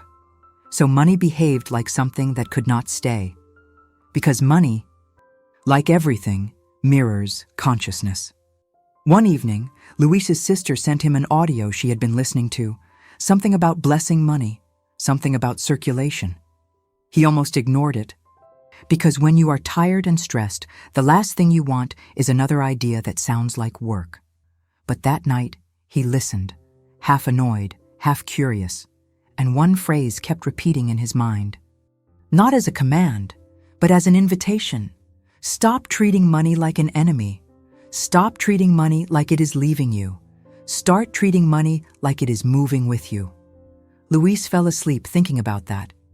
The next day, when he paid for groceries, he felt the usual tightening, the reflex to resent the cost, the reflex to whisper, "This is too much."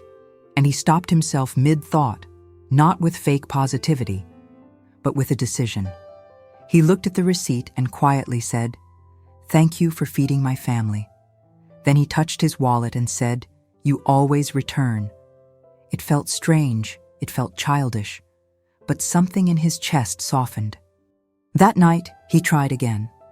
When he paid a bill online, the old fear rose like a wave, and he breathed, and he said, "I release this payment in peace. This money goes in grace. This money returns in grace. I am part of a blessed circulation." In the first few days, nothing dramatic happened, but Luis noticed the invisible shift that always comes first. He stopped checking his balance obsessively. He started sleeping deeper. He laughed more with his kids because his mind was not constantly scanning for danger. And then the outer world began to respond, not like a lottery, not like magic fireworks, but like a chain of small openings that, when linked together, become a new life. A coworker offered to trade shifts, giving Luis a chance to take an overtime slot he usually could not access. A refund appeared from an old utility overpayment. His child's school announced a scholarship reduction for families who applied early, and his wife, who had previously felt too discouraged to apply, applied because something in the home energy had changed, and they received it. None of these things were supernatural. They were natural consequences of a mind that stopped broadcasting panic. Because panic repels solutions. Panic makes you miss doors. Panic makes you overlook messages. Panic makes you say no before life finishes offering. Luis did not become careless. He became open. And within a few months, he said something that surprised even him. He said, "I feel like money moves differently now. Not because I make so much more, though I do make more, but because I'm not fighting it anymore. I'm not choking it." And it started staying. It started multiplying. It started behaving like a friend. That is circulation. That is what you are learning tonight. And now, while the story settles, let the practice begin in a way your subconscious can remember.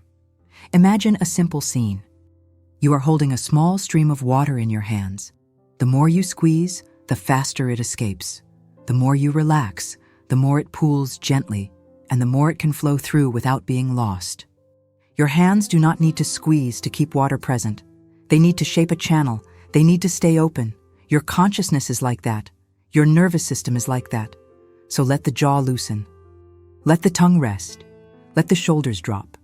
Let the belly soften, especially the belly, where money fear often lives as a tight, quiet knot. And breathe as if you are reminding the body, we are safe now. Inhale slowly and imagine you are inhaling calm. Exhale slowly and imagine you are exhaling urgency. Inhale and feel the chest expand. Exhale and feel the hands soften. Inhale and let the forehead smooth. Exhale and let the eyes become heavy. And now, in that softened state, speak to the subconscious in the language it understands. Repetition with variation, certainty without strain, confidence without shouting. I am open to receive. I am open to circulate. I am open to divine supply moving through my life in perfect timing. I do not chase money. I do not fear money. I do not fight money. I bless money. I welcome money. I cooperate with money. Money is an instrument of good in my hands. Money supports my life. Money supports my family. Money supports my peace. Money supports my calling. And because I use money wisely, lovingly and gratefully, money loves staying with me. I release the old belief that money disappears. I release the old belief that money abandons me. I release the old belief that I must struggle for every dollar. I release the old belief that I must sacrifice my health to survive. I release the old belief that abundance is only for others. I release the old belief that I am late. I am not late. I am not behind. I am not cursed. I am not forgotten. I am in divine order. And in divine order, supply appears. In divine order, channels open. In divine order, wealth circulates. Now let your mind visit a specific place inside you. The place where you feel the most tension around money, and you do not need to analyze it. You do not need to solve it intellectually. You simply notice it the way you notice the weather. Maybe it is a tightness in your throat when you think about bills. Maybe it is a heaviness in your chest when you think about debt. Maybe it is a restless sensation in your hands when you think about spending. Whatever it is, bring a quiet kindness to that place. Not judgment, not impatience, kindness. And say, you are allowed to relax. You have been trying to protect me. Thank you. You can rest now. It is safe to receive. It is safe to have. It is safe to circulate. Then imagine that place opening, like a small door that has been stuck for years. And you are not forcing it. You are simply oiling the hinges with gentleness, and the door begins to swing wider. As it opens, you may feel a wave of emotion, sometimes sadness, sometimes relief. Sometimes anger that you had to live with so much tension, and all of it is welcome, because emotion moving is circulation too. And the more you let emotion move, the less it blocks money.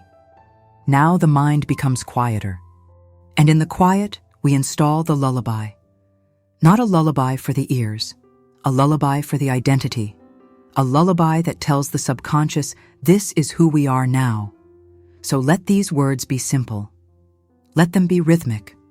Let them be soft. I am rich in consciousness. I am rich in faith. I am rich in ideas. I am rich in support. I am rich in opportunity. I am rich in divine supply. I am rich in ways seen and unseen. I am rich in the invisible, and the invisible becomes visible. I am rich, and I do not need to explain it. I am rich, and I do not need to prove it. I am rich, and I do not need to hurry it. I am rich, and I allow it.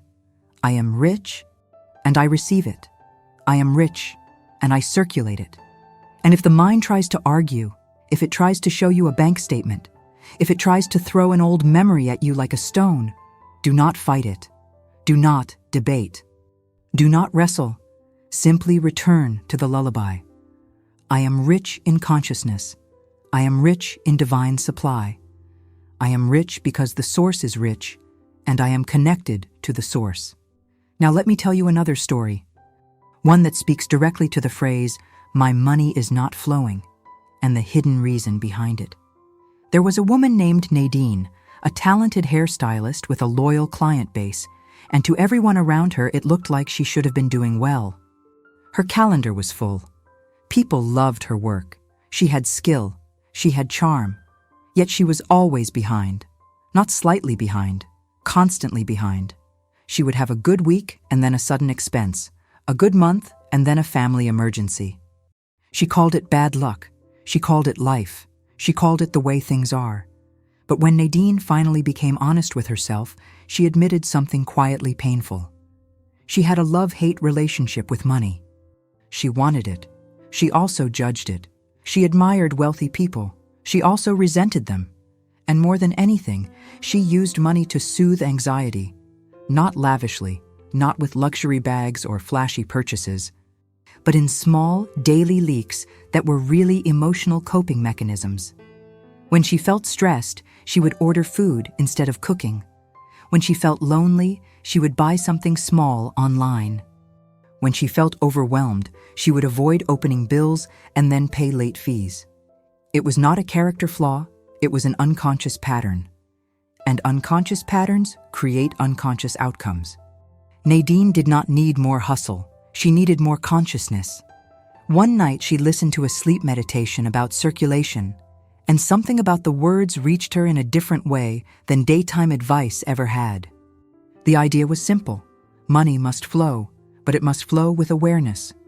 Circulation is not chaos. Circulation is rhythm. It is harmony. It is receiving and giving and keeping, all in balance. So the next day, Nadine tried one new practice.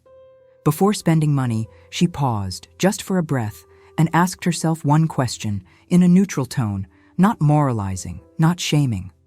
Is this spending coming from love or from fear? If it was love, she blessed it and moved forward. If it was fear, she waited 10 minutes, breathed, and then decided again. Sometimes she still spent, sometimes she did not. But the key was that she broke the trance. And once the trance was broken, her financial reality began to change. Because late fees stopped. Impulse purchases decreased. Her nervous system calmed. And when your nervous system calms, you make decisions that create wealth instead of decisions that create recovery from damage. Within weeks, Nadine noticed extra money left at the end of the week. Not a miracle, a result. So she did something else, something that felt like a declaration. She created a small savings account, and she named it Flow. Not savings, not emergency, flow. Because she wanted her subconscious to associate holding money with movement, not fear, not hoarding. Each week she put something into flow, even if it was small, and she blessed it. This is circulating into my future. This is circulating into my peace. This is circulating into my freedom. And then the surprising part happened. Because as soon as Nadine began treating money with respect instead of anxiety, money began treating her the same way. One of her clients, who owned a wedding planning business, asked Nadine if she would like to be the exclusive stylist for their brides, and that partnership alone increased Nadine's income significantly over the next season. A second client offered her a space to teach beginner styling classes on weekends, and Nadine discovered she loved teaching, and that teaching became another stream of income. And slowly, month by month, Nadine became someone who was no longer trying to catch up. She became someone who was building, and she said, "I thought my money wasn't flowing because I didn't make enough, but it wasn't that. It was my nervous system. It was my unconscious spending. It was my fear. When I stopped spending from fear and started circulating from love, everything changed." And that is a truth your subconscious can use. Because money flow is not only about income. It is also about your internal relationship with receiving and releasing. So tonight your subconscious learns a new relationship. Receiving is safe, saving is safe, spending is safe when it is conscious. Giving is safe when it is joyful. Money can move through me without drama. Money can be present with me without fear. Now let your body sink heavier. Let the mattress hold you. Let the air hold you. Let life hold you. And now, very gently, we activate the decree of release, the inner handoff, the moment you stop carrying money worry like it is your job to suffer. I release the burden of financial fear from my mind. I release the burden of unpaid bills from my chest. I release the burden of debt from my stomach. I release the burden of the future from my shoulders.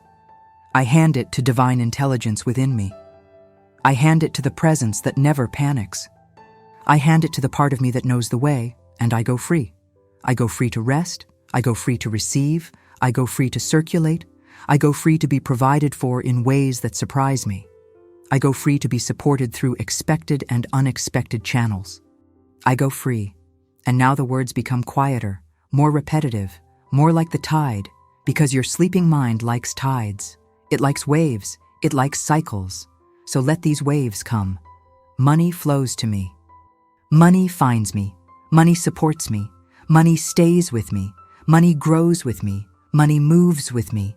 Money circulates through my life in perfect balance. I am guided to the right opportunities. I recognize open doors. I say yes to what is for me. I say no to what drains me.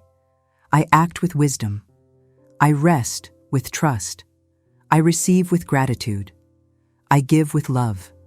I circulate with joy. And if you wake at any point in the night, even for a moment, even if you barely open your eyes, let your first thought be a command of flow, a simple phrase that does not require effort. Money flows to me now. Money flows to me now. Money flows to me now. Then let sleep take you again. And as sleep takes you, your subconscious keeps working. It keeps dissolving the old dam. It keeps widening the channel. It keeps training your nervous system to stay open. Because openness is not just a thought. Openness is a bodily state. And when the body is open, the mind is open. And when the mind is open, life moves. So now, rest. Let the next breath arrive on its own. Let the next thought drift away on its own. Let your body become warm and heavy, as if you are sinking into a safe, dark lake. And in that lake, abundance is not something you chase. It is something you allow. It is something you remember. It is something you return to. You are a channel. You are a river. You are a blessed circulation. And you sleep, and you receive, and you are free. There is a teaching from Florence Scovel Shinn that many people misunderstand at first. And it is this: you do not attract what you want. You attract what you are. This is not a punishment. This is not a moral judgment. This is simply how consciousness works. If you are anxious about money, you attract anxious money situations, situations that confirm the anxiety. If you are resentful about money, you attract resentful money experiences, people who do not pay you fairly, opportunities that feel like exploitation. If you are peaceful about money, you attract peaceful money flow, steady, reliable, calm. And if you are joyful about money, you attract joyful abundance, surprises, gifts, windfalls that feel like grace. So the question is never, how do I get more money?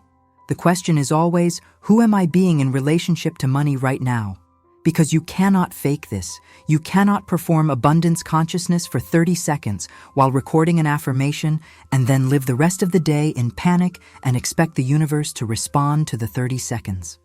The universe responds to your dominant frequency, the signal you broadcast most of the time, the one you live in when no one is watching. And that dominant frequency is shaped during sleep, because sleep is when the mask comes off, when the performance ends, when the subconscious reveals what it truly believes. This is why tonight matters so profoundly. You are not just listening to ideas, you are installing a new dominant frequency. You are becoming someone different at the identity level, and identity is everything. Identity is the thermostat that sets the temperature of your financial reality. If your internal thermostat is set to struggle, no matter how much money comes in, you will find a way to return to struggle, because struggle feels like home.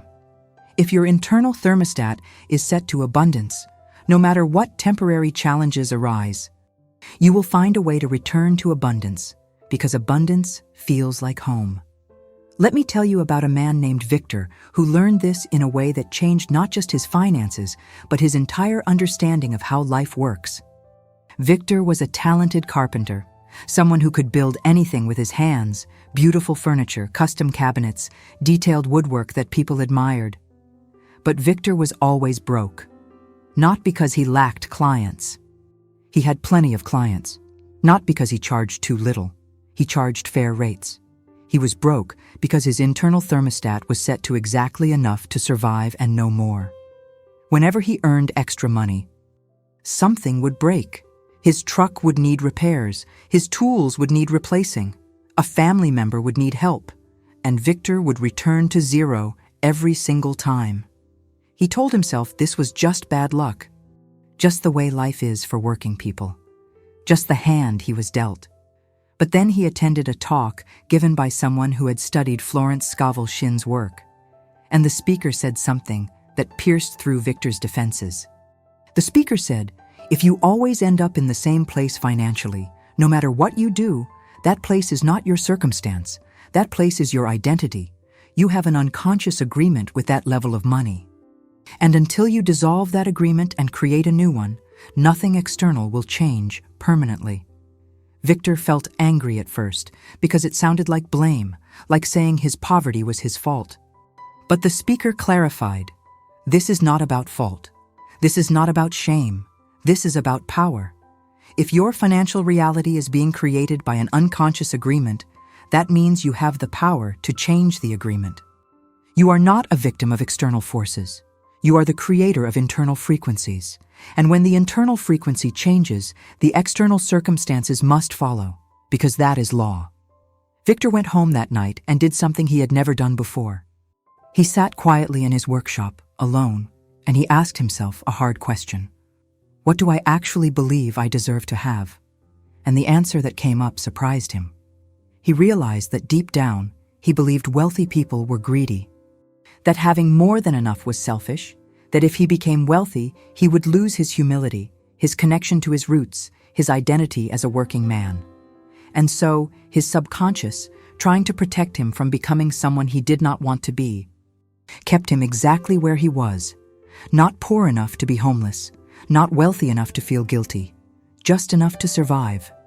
That was his thermostat setting. That was his unconscious agreement. Florence would have called this a subtle but deadly form of false humility. The belief that poverty makes you noble and wealth makes you corrupt. She taught that this belief is a lie from the enemy of your soul, a lie designed to keep you small, limited, unable to do the good you were born to do. She said, how can you help the poor if you are one of them? How can you bless the world if you have nothing to give? Wealth in the hands of a loving person is a tremendous force for good. Poverty in the hands of anyone is simply pain that spreads. Victor decided to try something. Every night before bed he would say aloud, I am a wealthy man, and my wealth blesses everyone I touch. At first it felt false, even offensive to his sense of self. But he kept going, and he added a second practice. Every time he earned money, instead of bracing for the loss, instead of waiting for the breakdown, he would say, "This money stays with me and grows. I am safe to keep wealth. I am safe to build wealth. I am worthy of having more than enough." The first few weeks were uncomfortable because his mind kept arguing, kept showing him evidence of past losses, kept whispering, "You are lying to yourself." But Victor persisted, and slowly, the internal thermostat began to shift. He stopped seeing wealth as a moral failure. He started seeing it as a responsibility. He started imagining what he could do with surplus. He could help his nephew pay for trade school. He could donate to the community center. He could create jobs by hiring apprentices. Wealth was not greed. Wealth was capacity. And then the external began to match the internal. A client who had hired Victor for a small project was so impressed that he referred him to a developer who was building an entire housing complex and needed custom woodwork for 20 units. That single contract was worth more than Victor usually made in 6 months. And for the first time in his life, when the money came, nothing broke. No emergency appeared, no disaster struck. The money stayed. Because his thermostat had changed. His identity had changed. He was no longer a man who could only hold just enough. He was a man who could hold abundance and steward it wisely. Within 2 years, Victor had savings, investments, and a workshop with 3 apprentices working under him.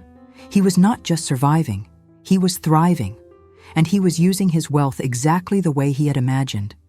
Helping young people learn the trade, supporting his community, giving generously. He told the speaker who had changed his life, "I thought changing my beliefs was optional, like a nice idea. I did not realize my beliefs were the only thing that mattered. Everything else was just a reflection. So tonight, as you rest, we are adjusting your thermostat. We are dissolving the unconscious agreement that says, you can only have this much and no more. We are installing a new agreement. One that says, I am safe to receive abundantly. I am worthy of holding wealth, I am capable of managing surplus, and my prosperity blesses everyone in my life. This is not arrogance. This is alignment with divine truth. You were not created to struggle. You were created to flourish. Now, let me introduce you to another layer of understanding that will deepen the transformation happening in your subconscious tonight. It is the teaching Florence called the law of opulence. She taught that there is a divine substance, an infinite, invisible, intelligent energy that fills all space, and this substance responds to your word, your thought, your dominant belief. When you speak lack, you shape the substance into experiences of lack. When you speak abundance, you shape the substance into experiences of abundance. This is not magic. This is physics at the deepest level. Quantum science now confirms what mystics have known for millennia. The observer affects the observed. Your consciousness is not separate from the material world. Your consciousness shapes the material world. So when you say, I never have enough money, you are instructing the divine substance to create not enough. When you say, money always leaves me, you are instructing the substance to create leaving. When you say, I am always broke, you are instructing the substance to create brokenness. But when you say, I am abundantly supplied, you are instructing the substance to create supply. When you say, money flows to me constantly, you are instructing the substance to create flow. When you say, I am wealthy, you are instructing the substance to create wealth. Your word is not describing reality. Your word is creating reality. And here is the part that requires deep trust. You must speak the new reality before you see it. You must claim abundance while the bank account still says lack. You must affirm wealth while the bills still say debt. This feels like lying, but it is not. It is choosing which reality you are aligning with, the reality of appearances or the reality of divine substance. Appearances are temporary. Divine substance is eternal. Appearances reflect the past. Divine substance creates the future. So when you speak abundance in the face of apparent lack, you are not denying the appearance, you are overriding it with a higher truth. Let me share the story of a woman named Isabel who discovered this principle when she had absolutely nothing left to lose. Isabel was in her early 50s, recently divorced, with no career because she had been a homemaker for 25 years. No savings because her ex-husband had hidden assets and left her with nothing, and no support system because her family had passed away. She was living in a small rented room, working part-time cleaning offices at night for minimum wage, and barely surviving. She felt invisible, worthless, and completely hopeless. One evening, she found a worn copy of Florence Scovel Shinn's book in a free library box on the street. She took it home, not because she believed in spiritual teachings, but because it was free and she had nothing else to read. She opened it randomly to a page that said, "You are not at the mercy of circumstances. You are the creator of circumstances through the power of your word. Speak your good into existence." Isabel laughed bitterly. She thought, "What good is there to speak? I have nothing." But something made her keep reading, and she read Florence's instruction. When you have nothing visible, speak to the invisible. When the outer world shows lack, command the inner substance to produce abundance. Isabel decided to try, not because she believed it would work, but because she had tried everything else and failed. That night, lying in her small bed, she whispered into the dark, "I am a wealthy woman. I am divinely supplied. Infinite abundance flows to me now." It felt absurd. It felt like talking to no one. But she kept going. Every night, same words. "I am a wealthy woman. I am divinely supplied. Infinite abundance flows to me now." During the day, when fear would rise, when panic would choke her, she would stop, breathe, and whisper, "I am wealthy in divine substance. I am provided for. I trust the invisible to become visible." The first 2 weeks, nothing changed externally, but something changed internally. She stopped feeling quite so crushed. She started noticing small kindnesses, a coworker who shared lunch, a stranger who smiled, a sunset that made her cry with unexpected beauty. She was still broke, but she was not broken. And that shift, that tiny crack of light in the darkness, was the beginning. In the 3rd week, the office manager where Isabel cleaned asked if she would be willing to work additional hours managing supply inventory. A task that required organization but not special skills, and it came with a small raise. Isabel said yes. In the 2nd month, one of the office tenants, a woman who ran a small consulting business, started chatting with Isabel during late hours, and they became friendly. The woman mentioned she needed someone to help with administrative tasks, answering emails, scheduling appointments, nothing complicated. But she needed someone reliable and kind. She offered Isabel the position, part-time, at a rate triple what she was making cleaning. Isabel accepted, and suddenly she had 2 income streams. In the 4th month, the consulting business grew, and the woman offered Isabel full-time work with benefits. Isabel quit cleaning and stepped into a role that felt like dignity, like respect, like being seen. In the 6th month, Isabel had saved enough to move out of the rented room and into a small apartment. In the 1st year, she had rebuilt her life from absolute zero to stable, comfortable, even hopeful. And in the 2nd year, the consulting business expanded so much that the owner made Isabel a partner, giving her a share of the profits. When Isabel looked back, she could not explain it logically. She could not point to one big break. It was a series of small doors opening, one after another, as if an invisible hand was gently guiding her forward. She wrote in her journal, "I do not know how it happened, but I know when it started. It started the night I stopped agreeing with lack and started speaking to the substance. I had nothing visible, but I spoke to the invisible, and the invisible became visible, exactly like Florence said it would." That is the law of opulence in action.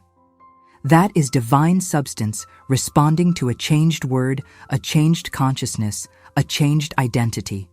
And tonight, your word is changing. Tonight, your consciousness is shifting. Tonight, your identity is being rebuilt at the deepest level, the level where reality is formed before it appears. Now, very gently, let your awareness move into your body and notice if there is any remaining tension, any place that is still holding, still guarding, still braced against life. It might be in the belly, where fear lives. It might be in the chest, where grief lives. It might be in the shoulders, where responsibility lives. It might be in the jaw, where control lives. Wherever it is, bring your attention there with softness and imagine breathing directly into that place, as if your breath could reach inside and massage the knot, not forcing it to release, but inviting it to soften. And as you breathe into that place, say silently, "You can let go now. You have been protecting me, and I thank you, but I am safe now. I am held. I am supported. You do not need to guard anymore." And imagine that tension dissolving like a tight fist slowly uncurling, like ice melting into water, like a dam breaking gently, allowing the river to flow again. Feel the relief, feel the spaciousness, feel the flow resuming. This is not just relaxation. This is the physical embodiment of circulation, because your body and your finances are connected. When your body is tight, your money is tight. When your body is flowing, your money is flowing. When your body is open, your money is open. So we are not just reprogramming your mind tonight. We are reprogramming your entire nervous system to become a welcoming environment for wealth. Now, let me guide you through a short but powerful visualization that will anchor this new frequency into your subconscious. Imagine that you are standing beside a river, and this river is made of golden light. Warm, radiant, alive. This is the river of divine supply, the river that has always been flowing, the river that never runs dry. And you realize that for a long time, you have been standing beside this river, watching it, admiring it, even longing for it, but not stepping into it. You have been hesitant. You have been afraid. You have been waiting for permission. But now, tonight, you receive the permission. You hear a voice, and it is the voice of your own soul, your higher self, the divine within you. And it says, "This river is yours. Step in." You are always meant to be in the flow. So you take a step forward, and you feel the warm water, the golden light, touching your feet. And it is not overwhelming. It is welcoming. You take another step, and the river rises to your knees, and you feel old fears washing away, old blocks dissolving, old patterns releasing. You take another step, and the river rises to your waist, and you feel your heart opening, your chest expanding, your breath deepening. And now you are fully in the river. And you realize you are not drowning. You are floating. You are being carried. You are being supported. The current is gentle but strong, and it is moving you forward, moving you toward opportunities, toward blessings, toward abundance. And you do not need to swim. You do not need to struggle. You simply need to trust, to relax, to allow. And as the river carries you, you notice that the golden light is not just around you. It is in you. It is filling your cells, saturating your bones, becoming part of your very being. You are not separate from the river of abundance. You are made of it. You are an expression of it. You are a living channel of it. And now, still floating in the river, you feel something in your hands, and you look down, and you see that you are holding coins, bills, abundance in physical form, and it is appearing in your hands effortlessly. Not because you grabbed it, not because you earned it through suffering, but because you are in the flow, and the flow brings supply. And you notice that the more you relax, the more appears. The more you trust, the more flows. The more you open your hands, the more fills them. This is circulation. This is the law. This is your new reality. Now gently, you step out of the river and you stand on the shore. And you notice that you are glowing, you are radiant, you are changed. The golden light is still with you. The river is still flowing. And you know deep in your soul that you can return to this river anytime you choose. That it is always there, always available, always ready to support you. This river is not a fantasy. This river is a spiritual reality, and your consciousness has just accepted it, has just aligned with it, has just become one with it. Let that image settle. Let it become part of your inner landscape. Let it be a place you can return to whenever fear arises, whenever doubt whispers, whenever lack tries to convince you it is real. You will close your eyes, you will see the river, you will step in, and you will remember, I am in the flow, I am supported, I am abundant. And now, let the affirmations come again, like gentle waves, washing over you, through you, becoming you. I am in the flow of divine supply. I am a magnet for money. I am a channel for abundance. I am worthy of wealth. I am deserving of ease. I am open to receiving from expected and unexpected sources.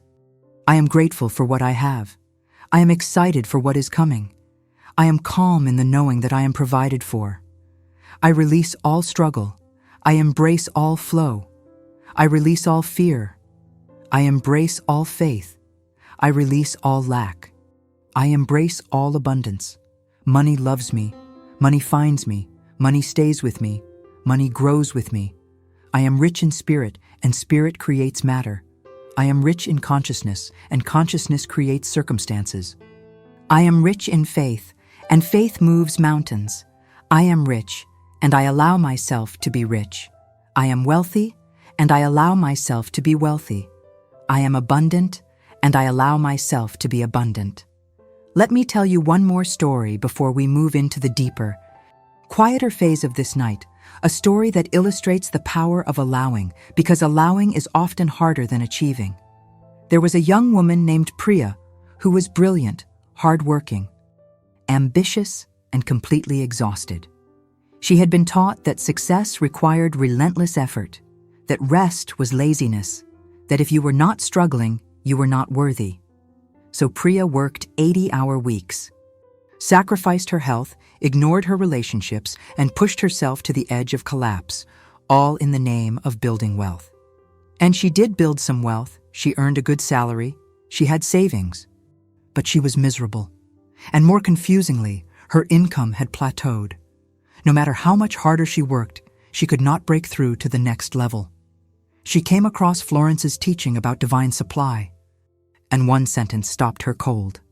Florence wrote, "Infinite intelligence can do in one moment what you cannot do in a lifetime of struggle. Your job is not to force, your job is to allow." Priya felt offended. She thought, I did not get where I am by allowing. I got here by grinding. But she was also desperate because grinding was killing her and it was no longer working. So she decided to experiment. For 1 month, she would work normal hours, sleep 8 hours a night, and instead of forcing opportunities, she would affirm, I allow infinite intelligence to bring me my good. I allow abundance to flow to me with ease. It felt terrifying. It felt like giving up. But she committed. And in that first month, something strange happened. She was offered a consulting contract she had not even applied for, referred by someone she barely knew. And the contract paid more than 3 months of her salary for just 2 weeks of work. Then she was invited to speak at a conference, something she'd been trying to get for years, and it led to 3 more speaking opportunities. Each one paid. By the end of the month, she had earned more than she usually earned in 3 months, and she had worked half the hours. Priya was stunned. She realized that her grinding had not been creating wealth. It had been blocking wealth, because grinding comes from fear, from the belief that if you do not force it, it will not happen. And that energy of force repels the very thing you are chasing. But allowing comes from trust, from the belief that you are supported, that opportunities are seeking you, that the universe is conspiring in your favor. And that energy of trust attracts miracles. Priya completely restructured her life. She started working with flow instead of against it. She started resting without guilt. She started trusting instead of controlling. And her income tripled, then quadrupled, not because she worked more, but because she allowed more. She became a walking example of what Florence taught. Let go and let God. Stop trying to make it happen and start allowing it to happen. So tonight, if you have been grinding, if you have been forcing, if you have been exhausting yourself trying to create abundance through sheer willpower, this is your permission to stop. This is your invitation to let go. This is your moment to say, I allow infinite intelligence to guide me. I allow divine supply to reach me. I allow wealth to flow to me with ease and grace. I allow. And now your body is so relaxed. Your mind is so quiet. Your spirit is so open, and the subconscious is fully receptive, ready to receive the deepest programming of the night. So let the words become even softer, even slower, even more hypnotic.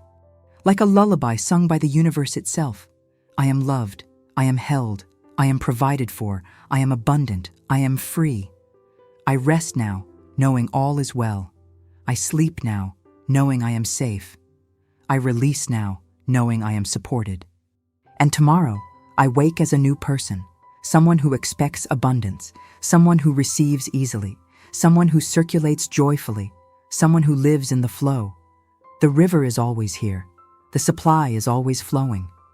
The source is always giving, and I am always open, always ready, always abundant. Now sleep deeper, let go more fully, and let the work continue. There is a moment in every person's financial transformation when the shift becomes irreversible. When you cross a threshold and you know, not because someone told you, not because you read it in a book, but because you feel it in your bones, that you will never return to the old poverty consciousness again. That moment is not dramatic. It is quiet. It is a simple knowing that settles in like dawn, gradual but undeniable. And tonight, for many of you listening, that moment is happening right now. You may not recognize it consciously. You may not feel fireworks. But something deep is locking into place. Something that will reveal itself in the days and weeks ahead as opportunities appear, as money flows, as old patterns simply stop repeating. Florence Scovel Shinn called this the moment of spiritual realization, the instant when the invisible truth becomes more real to you than the visible circumstance. She said that once you truly realize, not just intellectually understand, but deeply realize, that you are one with infinite supply, that you are an outlet for divine abundance, that you are a beloved child of the universe entitled to every good thing. Once that realization penetrates your consciousness fully, your outer world has no choice but to rearrange itself to match. It is law. It is inevitable. It is already done in the spiritual realm, and the material realm is simply catching up. So as you rest tonight, know that you are not just hoping for change. You are becoming change. You are not just wanting abundance. You are installing abundance at the identity level. And identity always wins. Circumstances are temporary. Identity is permanent. When your identity shifts from poor to prosperous, from struggling to supported, from victim to victor, the circumstances must follow, because the outer is always a reflection of the inner. Always, without exception. Now let me teach you one of Florence's most powerful principles, one that she called, "Your word is your wand." She taught that every word you speak is a decree, a command sent into the invisible substance of the universe. And that substance is obedient. It does not question, it does not judge. It simply says yes and begins to create whatever you have spoken. This is why careless speech is so dangerous. When you say, "I am always broke," the universe hears a command and says, "Yes, you are always broke," and it creates more brokenness. When you say, "I will never get ahead," the universe says, "Yes, you will never get ahead," and it blocks every path forward. When you say, "Money hates me," the universe says, "Yes, money hates you," and it creates experiences that feel like rejection. But when you understand that your word is your wand, you become incredibly careful, incredibly intentional, incredibly powerful with your speech. You stop complaining, because complaining is a decree of more problems.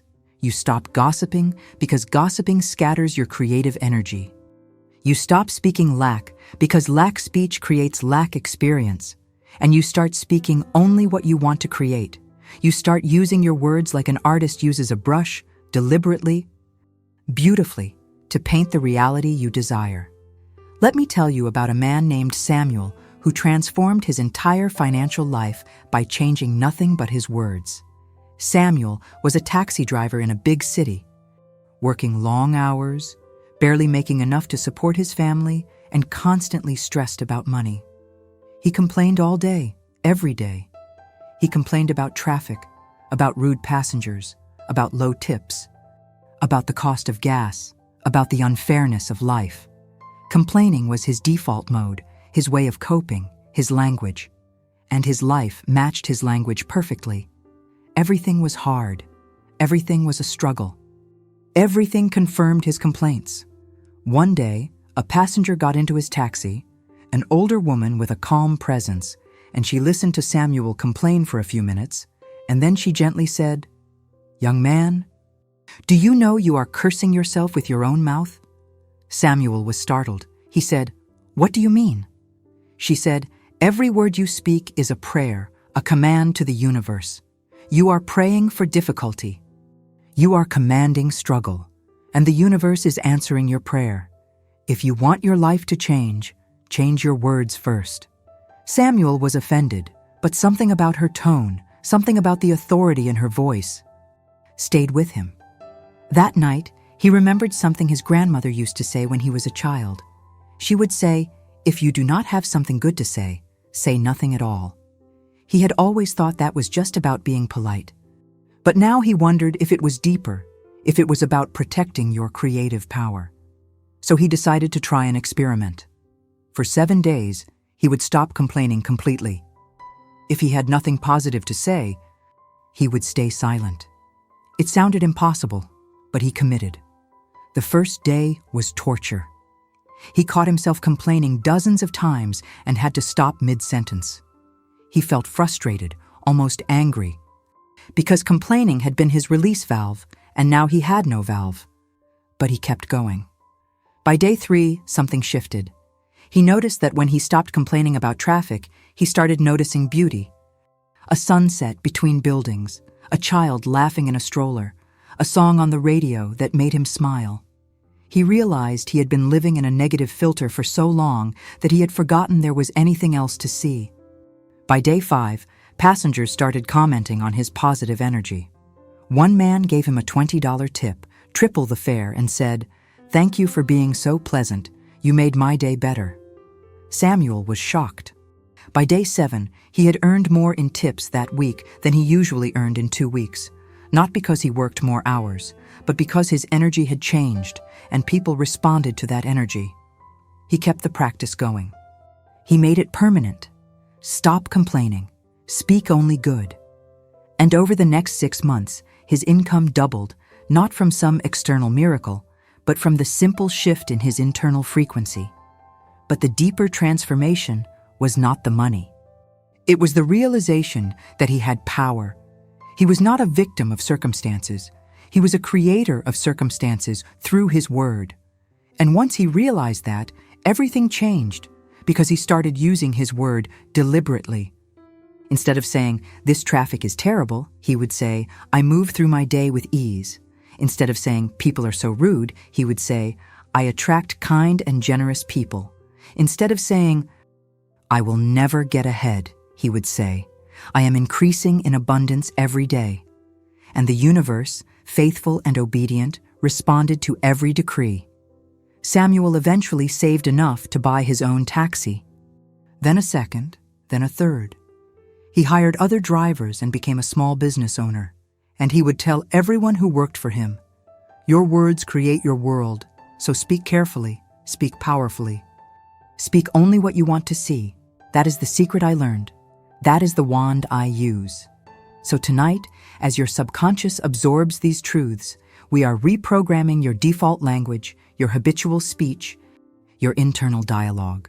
From this night forward, you will catch yourself before speaking lack. You will pause before complaining. You will choose words that build instead of words that destroy. Because your word is your wand, and you are learning to use it with mastery. Now let us move into a practice that will anchor this teaching into your body, into your memory, into your automatic responses. It is a practice of gratitude, but not generic gratitude, specific gratitude, detailed gratitude, gratitude that rewires your brain to see abundance instead of lack, because what you focus on expands. If you focus on what is missing, more missing appears. If you focus on what is present, more presence appears. Gratitude is the fastest way to shift focus from lack to abundance. So even though your body is deeply relaxed, even though your mind is drifting towards sleep, I want you to bring your awareness gently to your life as it is right now. And I want you to find 5 things, just 5, that you can feel genuinely grateful for. And they do not need to be big things. They do not need to be perfect things. They can be small, simple, ordinary things. Maybe you are grateful for the bed you are lying on, for the roof over your head, for the fact that you are safe right now in this moment. Maybe you are grateful for your breath, for the miracle that your lungs know how to breathe without you thinking about it. Maybe you are grateful for someone in your life who loves you, or for a pet who brings you joy, or for a meal you ate today, or for the fact that you can hear these words. Find 5 things, and as you find each one, feel the gratitude, not just think it.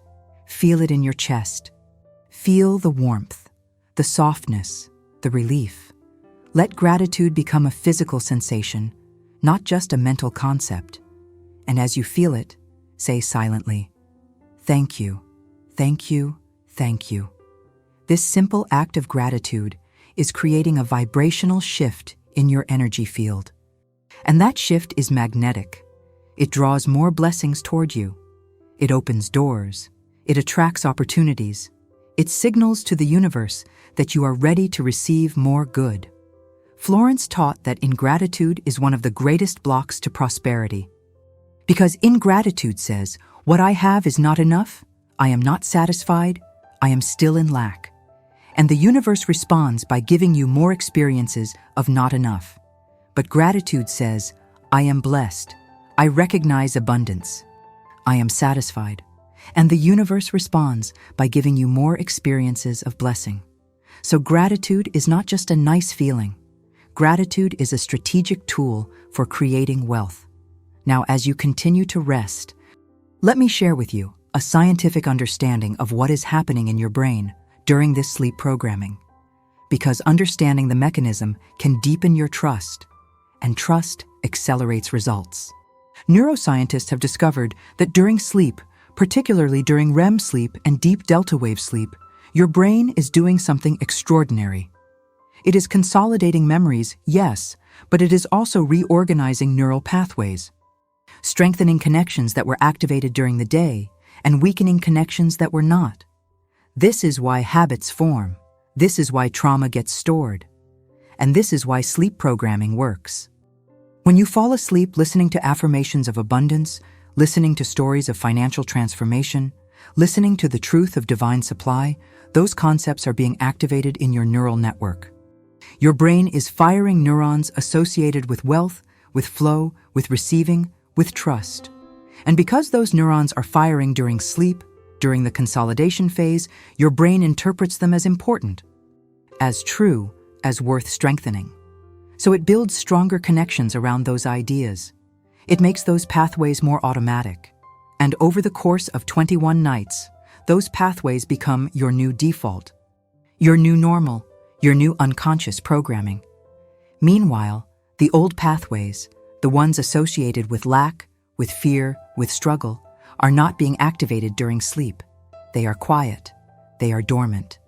And when pathways are not used, they weaken. They fade. They become overgrown like an old trail in the forest that no one walks on anymore.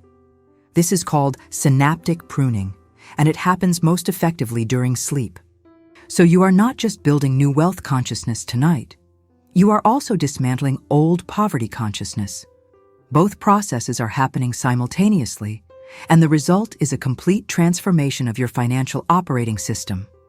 But there is something even deeper happening, something that science is only beginning to understand, but mystics have known for millennia. During deep sleep, your consciousness expands beyond the boundaries of your individual brain. You connect to what some call the universal mind, the collective unconscious, the field of infinite intelligence.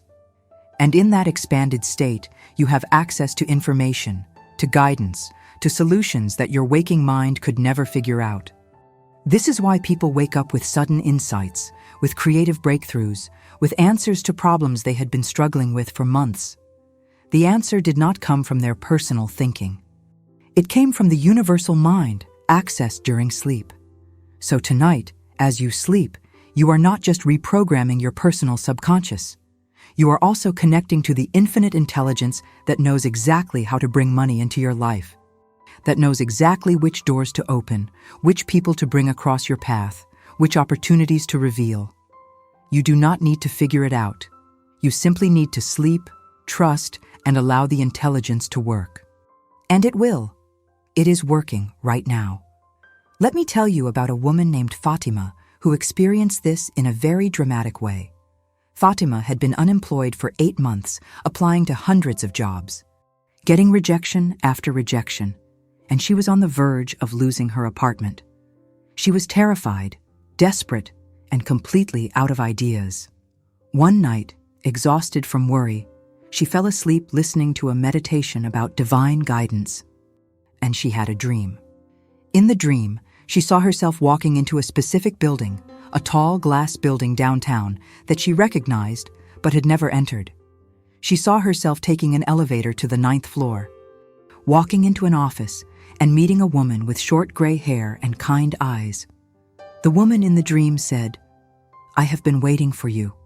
Fatima woke up feeling strange, like the dream was more than a dream, like it was an instruction.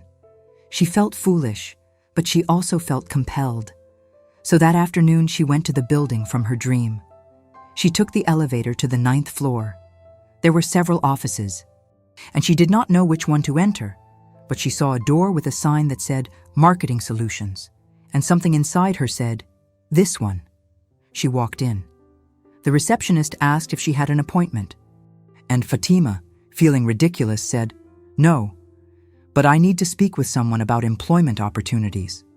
The receptionist looked doubtful, but at that moment, a woman with short gray hair walked past.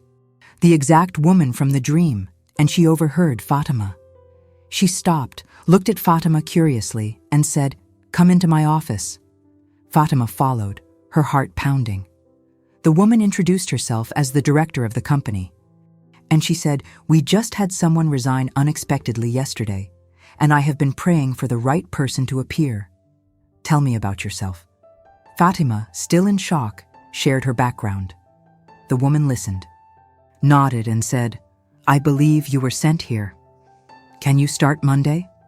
Fatima got the job, a job she had not applied for, a job she did not even know existed, a job that paid more than she had been hoping for. And it all happened because she listened to the guidance that came through a dream, guidance from the universal intelligence that knew exactly where she needed to be. She told her new boss months later about the dream. And the woman smiled and said, "I believe in that. I believe we are all connected to a wisdom greater than ourselves. You followed it, and it brought you here. That is the power of sleep, of surrender, of trust. That is the intelligence you are tapping into tonight. So if you wake tomorrow with a sudden idea, with an urge to call someone, with a desire to go somewhere, do not dismiss it as random. It might be guidance. It might be the universe answering your prayer through intuition, through dreams, through subtle nudges. Pay attention. Follow the flow. Trust the process. And now, let the affirmations return. Softer, slower, like a gentle tide that rises and falls, carrying you deeper into peace, deeper into receptivity, deeper into transformation. I trust divine intelligence to guide me. I trust the universe to provide for me.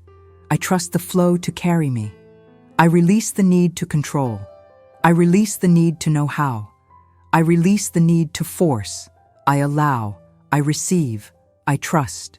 Money comes to me in expected ways. Money comes to me in unexpected ways. Money comes to me through people I know. Money comes to me through people I have never met.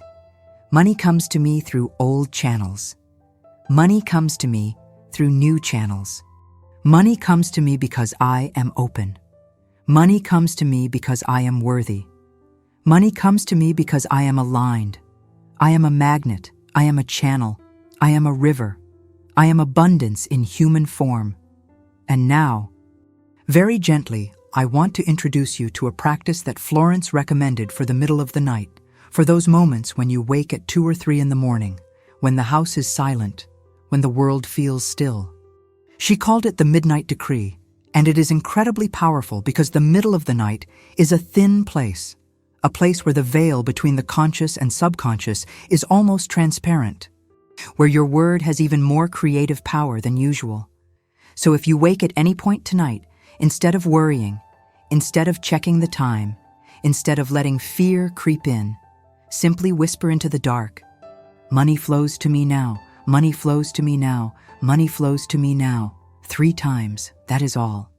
Then let yourself drift back to sleep. Do not try to force belief. Do not try to visualize. Just speak the words and let them do their work. The universe hears. The subconscious absorbs. The creative power activates. And in the morning, you may not remember waking, but the decree will have been planted and it will grow. Let me tell you about a man named Omar who used the Midnight Decree and experienced something he could not explain rationally. Omar was a small business owner, and his business was failing. He owed suppliers. He owed rent. He owed taxes, and he could not see a way out. He was waking up every night at 3 in the morning, drenched in sweat, paralyzed by panic. One night, remembering Florence's teaching, he decided to try the decree instead of panicking. He whispered, "Money flows to me now, money flows to me now, money flows to me now." And then he fell back asleep. He did this for 7 nights in a row. And on the 8th day, he received an email from a company he had worked with years ago, saying they had been trying to reach him. They owed him a payment for a project he had forgotten about, and they were sending him a check for $9,000. Omar could barely believe it. The amount was almost exactly what he needed to cover his most urgent debts. He paid what he owed, and the relief, the breathing room, gave him the clarity to restructure his business, to make better decisions, to slowly rebuild. He continued the Midnight Decree for months. And he continued to experience synchronicities, unexpected payments, new clients appearing, old debts being forgiven. He could not prove that the decree caused it, but he also could not deny the correlation. He would say, "I do not understand how it works, I just know that it does. So I keep doing it." That is faith. That is trust. That is working with the invisible to create the visible. And you are learning that tonight. You are becoming someone who knows how to use spiritual tools, how to cooperate with universal law, how to align with the flow of abundance. Now, as your body grows heavier, as your mind grows quieter, as the world fades further away, let these final affirmations of this section settle into the deepest part of your consciousness, the part that does not doubt, the part that simply knows. I am wealthy. Not becoming. Already. I am provided for. Not someday. Now. I am abundant. Not in the future. In this moment. I am safe. I am held. I am loved. I am supplied. I am blessed. I am free. And I sleep now. Deeply, peacefully, knowing that while I rest, the universe is working, infinite intelligence is creating, divine substance is forming, and my good is on its way. I do not need to see it yet to know it is true. I do not need to hold it yet to trust it is coming. I simply rest and I receive. I simply sleep and I allow. I simply breathe and I become. The old is dissolving. The new is forming. The struggle is ending. The flow is beginning. The dam is breaking. The river is rising. And I am carried. I am supported. I am abundant. Now and always. Let the breath slow. Let the thoughts drift. Let the body sink. And let the work continue. You are safe. You are changing. You are becoming. Sleep now. Deeply. Peacefully. Abundantly. In the deepest hours of the night, when the world is most quiet, when your conscious mind has fully released its grip, when even your dreams begin to soften into formless rest, there is a sacred work happening that you cannot see, cannot measure, cannot prove, but can absolutely trust. Your subconscious mind is sifting through everything you have heard tonight, everything you have absorbed, everything you have agreed to at the soul level, and it is selecting the truths that resonate most deeply with your unique path, with your specific calling, with the particular form of abundance that is meant to express through your life. Because abundance does not look the same for everyone. For some, abundance is financial freedom that allows creative expression. For others, it is the resources to serve, to give, to build something that helps people. For others still, it is simply peace, the end of constant worry, the ability to breathe without tightness in the chest. Whatever abundance means for you, whatever form it is meant to take in your life, your subconscious knows, and tonight it is aligning every cell, every belief, every habit to make space for that specific abundance to arrive. Florence Scovel Shinn taught something profound about timing, something that brings great relief when you truly understand it. She said that there is a divine timing for every manifestation, a perfect moment when all the pieces align, when the people are in place, when the circumstances are ready, when you are ready. And that timing is not arbitrary. It is not the universe making you wait for no reason. It is intelligent orchestration, making sure that when your good arrives, you are prepared to receive it, to hold it, to steward it wisely. So if abundance has not fully appeared in your life yet, it does not mean you are doing something wrong. It may simply mean the timing is still unfolding. The pieces are still moving into position, and your job is not to panic, not to force, but to trust and keep preparing your consciousness. Let me tell you about a woman named Miriam who learned this lesson in the most unexpected way. Miriam had been affirming abundance for 3 years. 3 long years of daily affirmations, vision boards, gratitude journals, all the practices, and nothing seemed to change.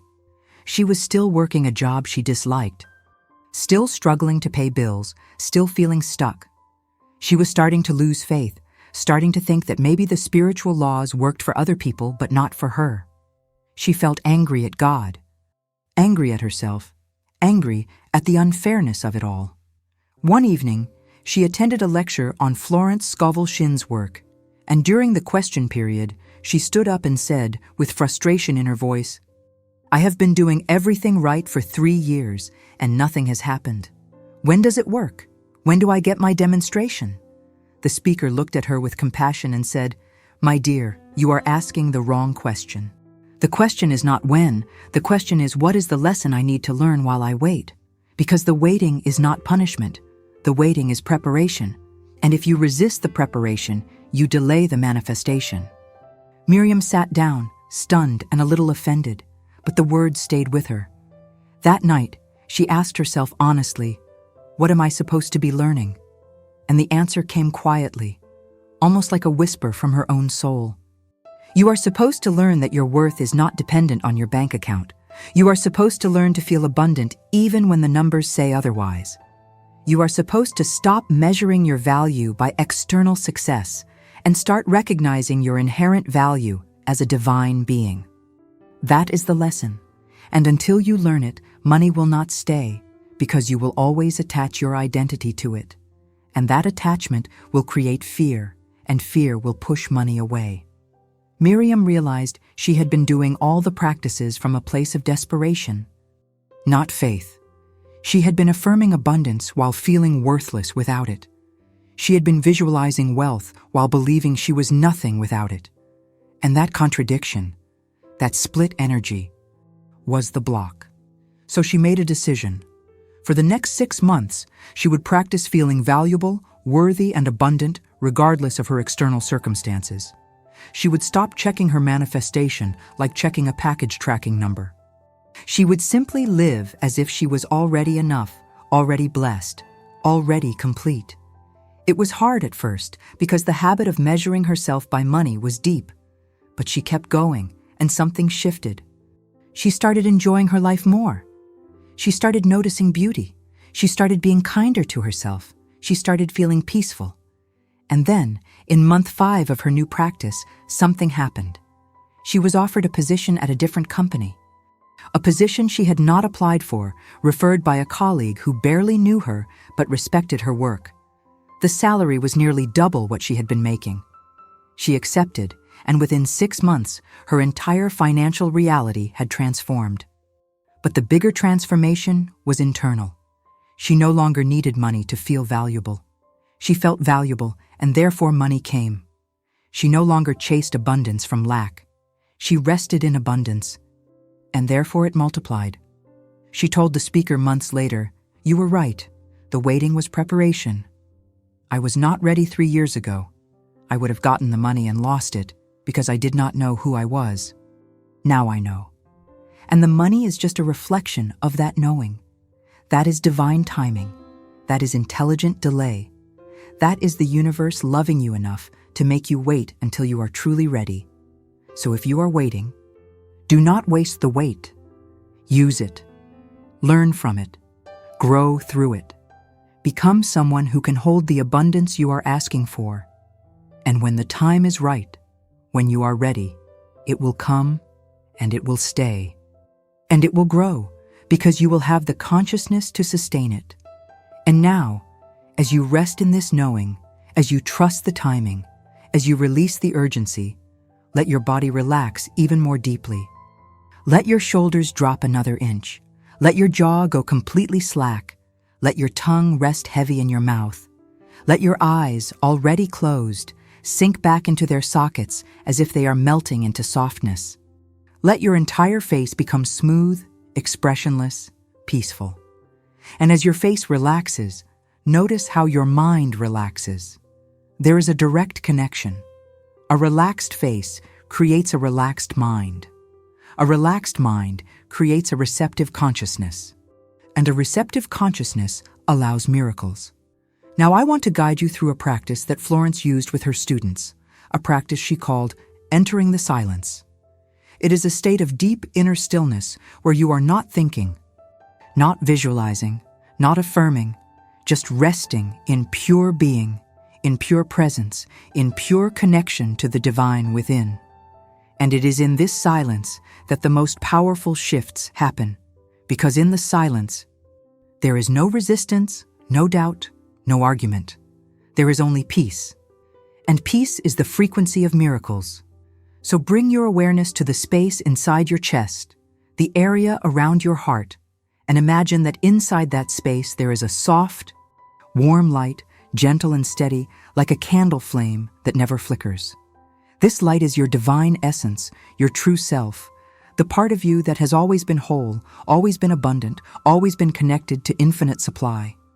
And as you focus on this light, you notice that the more attention you give it, the brighter it becomes. Not harsh, not blinding, just warm and expansive, filling your chest, then filling your entire torso, then filling your arms and legs, then filling your head, until your entire body is glowing with this soft, warm, divine light. And in this light there is no worry, there is no fear, there is no lack. There is only presence, only peace, only abundance. You are not trying to get anything. You are not trying to become anything. You are simply being what you already are, a radiant expression of infinite intelligence, a beloved child of the universe, a vessel of divine prosperity. And as you rest in this knowing, you feel something shift, not in your circumstances, but in your very being. You feel yourself settling into a new identity, an abundant identity, a peaceful identity, a trusting identity. And this identity is not something you put on. It is something you remember. It is who you have always been beneath the layers of conditioning, beneath the stories of struggle, beneath the lies of lack. Stay in this light, stay in this silence, stay in this knowing. There is nothing to do, nothing to fix, nothing to force. You are already whole. You are already abundant.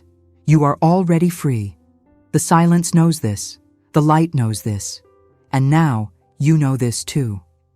Let me tell you one more story, a story that beautifully illustrates the power of resting in your divine identity instead of striving from human effort. There was a man named Joseph, a talented musician who played piano at hotels and restaurants to make a living. He loved music, but he hated the hustle, hated having to charm people for tips, hated feeling like a background decoration. He dreamed of being a concert pianist, of playing his own compositions, of being recognized for his artistry. But every door seemed closed. Every audition led to rejection. Every opportunity fell through. He was exhausted, bitter, and ready to give up. One night, after a particularly discouraging day, Joseph went to a small church to sit in the silence. He was not religious, but he needed a quiet place to think, to grieve, to surrender. He sat in the empty sanctuary and he prayed, not a formal prayer, just an honest conversation with whatever divine presence might be listening. He said, "I do not know what I am doing wrong. I have worked so hard. I have practiced every day. I have tried every door, and nothing works. I feel like I am invisible. I feel like my gift does not matter. I do not know what else to do." And in the silence that followed, he heard something, not an audible voice, but a knowing, a feeling, a quiet certainty that seemed to come from somewhere deeper than his own thoughts. And the message was simple. Stop performing for approval. Start playing from love. Stop trying to be seen. Start being present. Your gift is not meant to impress. It is meant to heal. When you remember that, the doors will open. Joseph sat with those words, and something inside him cracked open. He realized he had been playing music to prove his worth, to gain validation, to escape invisibility. He had forgotten why he fell in love with music in the first place. He had forgotten the joy, the peace, the transcendence of simply creating beauty. So he made a decision. For the next month, he would play only for love. He would stop auditioning. He would stop networking. He would stop trying. He would just play every day in his small apartment for no one but himself and the divine. It felt like giving up to his fearful mind, but it felt like coming home to his soul. And he played. He played pieces he loved. He played improvisations that came from his heart. He played without judgment, without agenda, without desperation. He played from pure presence. And the strangest thing happened. He started feeling happy again. He started feeling peaceful. He started feeling abundant, even though his external circumstances had not changed. Because abundance is not just money. Abundance is fullness. And he felt full. 3 weeks into this practice, Joseph was playing in a small cafe, not for money, just because the owner was a friend and had asked him to play for the evening. He was not performing. He was simply sharing. And a woman in the audience was so moved by his music that she approached him afterward and said, "I have never heard anyone play with such presence, such depth. I am a director at a music foundation, and we fund emerging artists. I would like to offer you a grant to record an album of your original compositions." Joseph could barely speak. The grant was more than he made in a year at the hotels. It covered not just recording costs, but living expenses for 6 months, so he could focus entirely on his music. And it all happened not when he was striving, not when he was hustling, not when he was chasing, but when he surrendered, when he played from love, when he stopped performing for approval and started creating from presence. That album opened every door he had been trying to force open for years. He was invited to perform at prestigious venues. He was interviewed by music journals. He was offered teaching positions at conservatories. His career flourished, not because he worked harder, but because he changed his frequency from desperation to devotion, from striving to presence, from human effort to divine flow. That is the power of entering the silence, of resting in your true identity, of letting go of the need to prove and simply allowing yourself to be. And tonight, you are learning that. You are practicing that. You are becoming that. So now, let the affirmations return. But this time, let them be barely whispers. Let them be like soft rain on leaves, like gentle waves on sand, like breath itself, natural, effortless, constant. I am. I am enough. I am whole. I am abundant. I am provided for. I am held. I am loved. I am free. I rest in my divine identity. I trust in divine timing. I allow divine flow. I receive divine supply. I am not my circumstances. I am not my bank account. I am not my past. I am not my mistakes. I am a child of the infinite. I am an expression of abundance. I am a channel of prosperity. I am. And that is enough. Money comes because I am. Blessings flow because I am. Opportunities appear because I am. Not because I hustle. Not because I beg. Not because I prove. Simply because I am. I am here. I am present. I am open. And the universe responds to presence with provision. The universe responds to openness with abundance. The universe responds to being with receiving. So I rest, I be, I allow, and I receive. Now, very gently, let me offer you one final teaching for this part of the night, a teaching about the difference between wanting and receiving. Most people spend their entire lives in the energy of wanting, always reaching for something just out of grasp, always feeling the tension of not having, always focused on the gap between where they are and where they want to be. And that energy of wanting, that constant reaching, actually pushes abundance away because wanting implies lack, and lack consciousness creates lack experience. But receiving is a completely different energy. Receiving is relaxed. Receiving is open. Receiving is not reaching forward, but opening inward. Receiving says, I am ready, I am available, I am willing to accept what is being offered. And the universe responds to that energy immediately. Because receiving is magnetic, while wanting is repelling. So tonight, we are shifting you from wanting to receiving. We are teaching your nervous system to relax out of the grasping, reaching, desperate energy of want, and to settle into the calm, open, trusting energy of receive. And you can feel the difference right now. Imagine yourself reaching for something, arms outstretched, straining, trying to grab. Feel the tension in your shoulders, the tightness in your chest, the effort. Now imagine yourself sitting calmly, hands open on your lap, relaxed, and someone gently placing a gift into your hands. Feel the ease, the softness, the receptivity. That is the shift, from reaching to receiving, from effort to ease, from want to welcome. And as you practice receiving, you will notice that abundance starts arriving faster, easier, more joyfully, because you are no longer blocking it with the tension of wanting. You are allowing it with the openness of receiving. This is mastery. This is the secret the wealthy know but rarely speak. They do not want money. They receive money. They do not chase opportunities. They welcome opportunities. They do not beg for blessings. They expect blessings. And the universe, faithful and generous, delivers. Let your hands physically open now, palms up, even if just slightly, even if just in your imagination, and feel yourself in the posture of receiving. Say silently, I am open to receive. I am ready to receive. I am willing to receive. I welcome all good into my life now. And feel the shift, feel the softness, feel the flow beginning.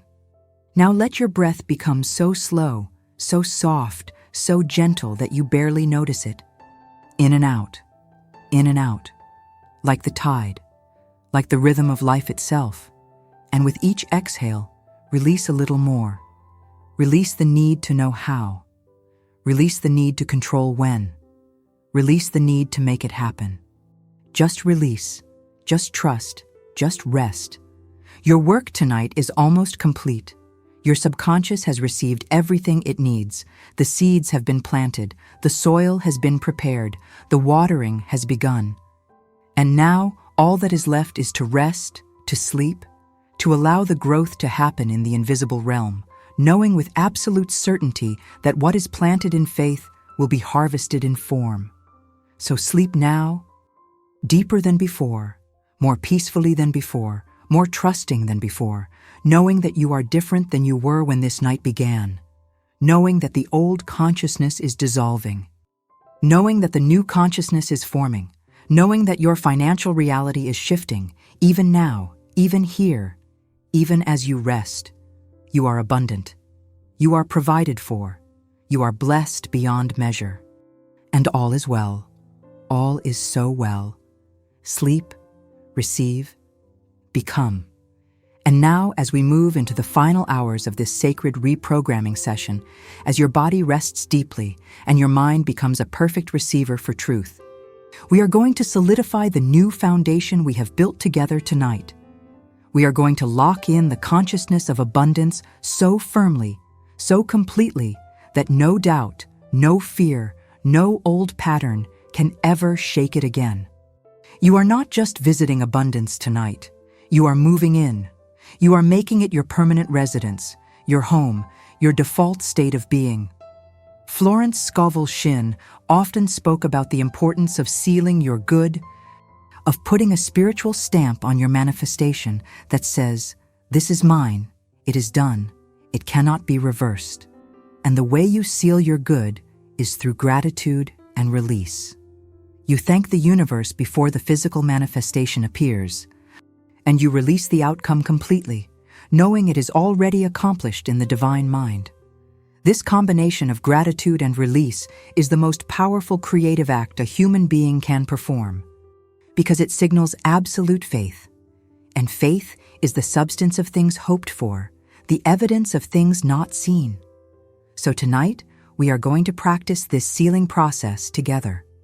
We are going to thank the universe for your financial freedom as if it were already a fact.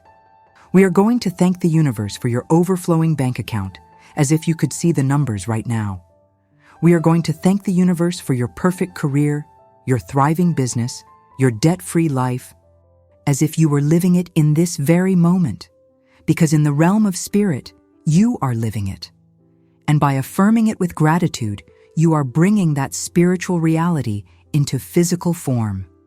Let me tell you the story of a man named David who understood the power of sealing his good with gratitude. Even when his circumstances looked hopeless, David was a farmer who had lost his crop 3 years in a row due to drought, pests, and bad luck. He was on the verge of losing his land, the land that had been in his family for generations. He had debts piling up, collectors calling, and no money to buy seeds for the next season. Everyone told him to sell, to give up, to move to the city and find a job.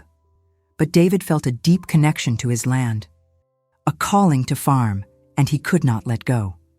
He remembered a teaching from Florence about blessing the harvest before the seed is even planted. So David went out into his barren fields, dry and dusty.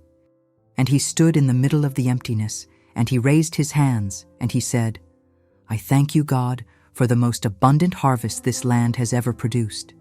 I thank you for the rain that is coming. I thank you for the seeds that will grow. I thank you for the overflowing barns. I thank you for the prosperity that this land is designed to give."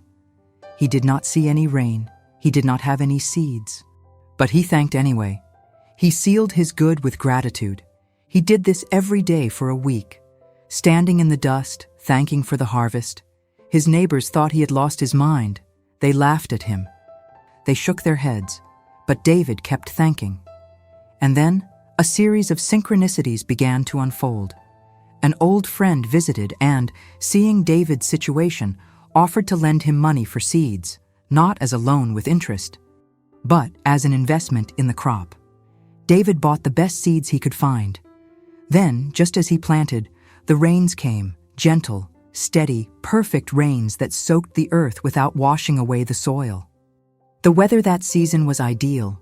Warm days, cool nights, exactly what the crops needed. And while other farms in the region struggled with a new pest that year, David's farm was inexplicably spared. His crops grew tall, strong, and healthy. When harvest time came, David's fields produced double the yield of any previous year. The barns were literally overflowing, just as he had affirmed. He sold his crop at a premium because supply was low in the region. And he made enough money to pay off all his debts, buy new equipment, and save for the future. He had sealed his good with gratitude, and the universe had honored his seal. David told his neighbors later, "The harvest did not begin when I planted the seeds. The harvest began when I thanked God for it in the dust. The gratitude created the container, and the universe filled it." That is what you are doing tonight. You are standing in the field of your life, whatever it looks like right now, and you are thanking the universe for the harvest. You are creating the container, and the universe will fill it. So let us begin the sealing affirmations. Let these words be your decree, your signature, your final stamp of faith. I give thanks for my financial freedom now. I give thanks for the abundance that is flowing to me now. I give thanks for the perfect solutions appearing now. I give thanks for the debts dissolving now. I give thanks for the wealth accumulating now. I give thanks for the opportunities opening now. I give thanks for the guidance leading me now. I give thanks for the peace filling me now. It is done. It is sealed. It is mine. And now, as we move into the deepest, most silent part of the night, I want to leave you with a final teaching on the law of non-resistance, which is perhaps the most advanced and most effortless way to attract wealth. Florence taught that resistance is the only thing that stops abundance. When you fight your current reality, you give it energy. When you hate your bills, you bind them to you. When you resent your lack, you freeze it in place. But when you practice non-resistance, when you look at appearances without fear, without judgment, without reaction, you deprive them of power, and they fade away, allowing the divine reality to emerge. Non-resistance does not mean passivity. It means poise. It means standing in the midst of a storm and knowing the sun is still shining above the clouds. It means looking at an empty bank account and saying, "This is a temporary appearance, but my supply is infinite." It means looking at a debt and saying, "This is a temporary condition, but my freedom is eternal." It means refusing to be moved by what you see, so that you can create what you desire. Water is the perfect teacher of non-resistance. Water never fights an obstacle. It flows around it, over it, under it, or waits patiently until it wears the obstacle down. Water is soft, yet it carves canyons. Water is yielding, yet it is unstoppable. Be like water with your money. Do not fight the blocks. Flow around them. Do not attack the debt. Dissolve it with flow. Do not struggle with lack. Overwhelm it with consciousness. Let me tell you about a woman named Elena who mastered the art of non-resistance and transformed her life. Elena was a graphic designer who lost her biggest client overnight due to budget cuts.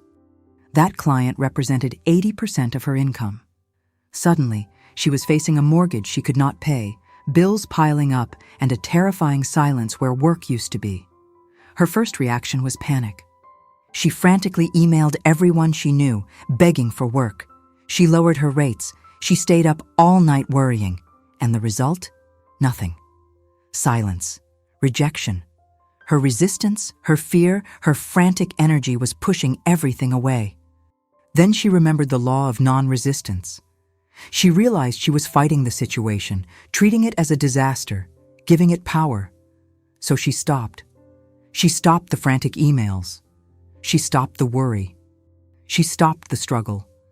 She decided to treat this empty time not as a crisis, but as a vacation, a space for creativity, a pause before the next great chapter. She started painting again, just for joy. She started taking long walks. She started trusting that her supply was not limited to one client, but came from the infinite source. She affirmed daily, "I release all resistance. I trust the divine plan. I am open to something better than I can imagine." And she meant it. She actually started to enjoy her days, trusting that the money would sort itself out. It felt reckless to her logical mind, but it felt peaceful to her soul. 2 weeks into this practice of non-resistance, she received an email from a company she had admired for years but never contacted. They had seen her portfolio online, work she had posted months ago and forgotten about, and they wanted to hire her for a rebranding project. The project was huge, bigger than anything she had done for her previous client, and because she was in a state of flow, not desperation, she negotiated a fee that was double her old rate, and they agreed without hesitation. Elena realized that losing the old client was not a disaster. It was a clearing. It was the universe making space for something better. If she had held on, if she had fought, if she had resisted, she might have filled that space with low-paying, stressful work just to survive. But by releasing, by trusting, by flowing, she allowed the higher good to enter. That is the power of non-resistance. It turns obstacles into stepping stones. It turns loss into gain. It turns endings into beginnings. And tonight, you are mastering this power. You are releasing the fight. You are putting down the sword. You are stepping into the river. And now, your subconscious is fully primed, fully open, fully aligned. We are going to fill the remaining time with pure, potent, repetitive affirmations of wealth, looping them gently so they become the background music of your mind, the new soundtrack of your life. Let these words wash over you. Do not try to listen to everyone. Just let them be there, like the hum of the universe, supportive, constant, true. I am wealthy, I am abundant, I am free. Money flows to me constantly. Money flows to me easily. Money flows to me joyfully. I am a magnet for prosperity. I am a magnet for opportunity. I am a magnet for success. I release all blocks. I release all fear. I release all doubt. I trust the process. I trust the timing. I trust the source. I am worthy of all good. I am deserving of all wealth. I am open to all blessings. My supply is infinite. My resources are unlimited. My potential is boundless. I give thanks for my abundance. I give thanks for my freedom. I give thanks for my life. And so it is, and so it is, and so it is. Sleep now, my friend. Sleep deep, sleep well, sleep rich. For you are loved. You are supported, and you are destined for greatness. The night is doing its work. The dawn will bring the light, and your new life is beginning right now. Loop continues gently for remaining duration. I am wealthy. I am abundant. I am free. I am wealthy. I am abundant. I am free. I am wealthy. I am abundant. I am free. There is a secret space in the night, a space beyond the first cycle of dreams where the mind becomes almost transparent, like clear water.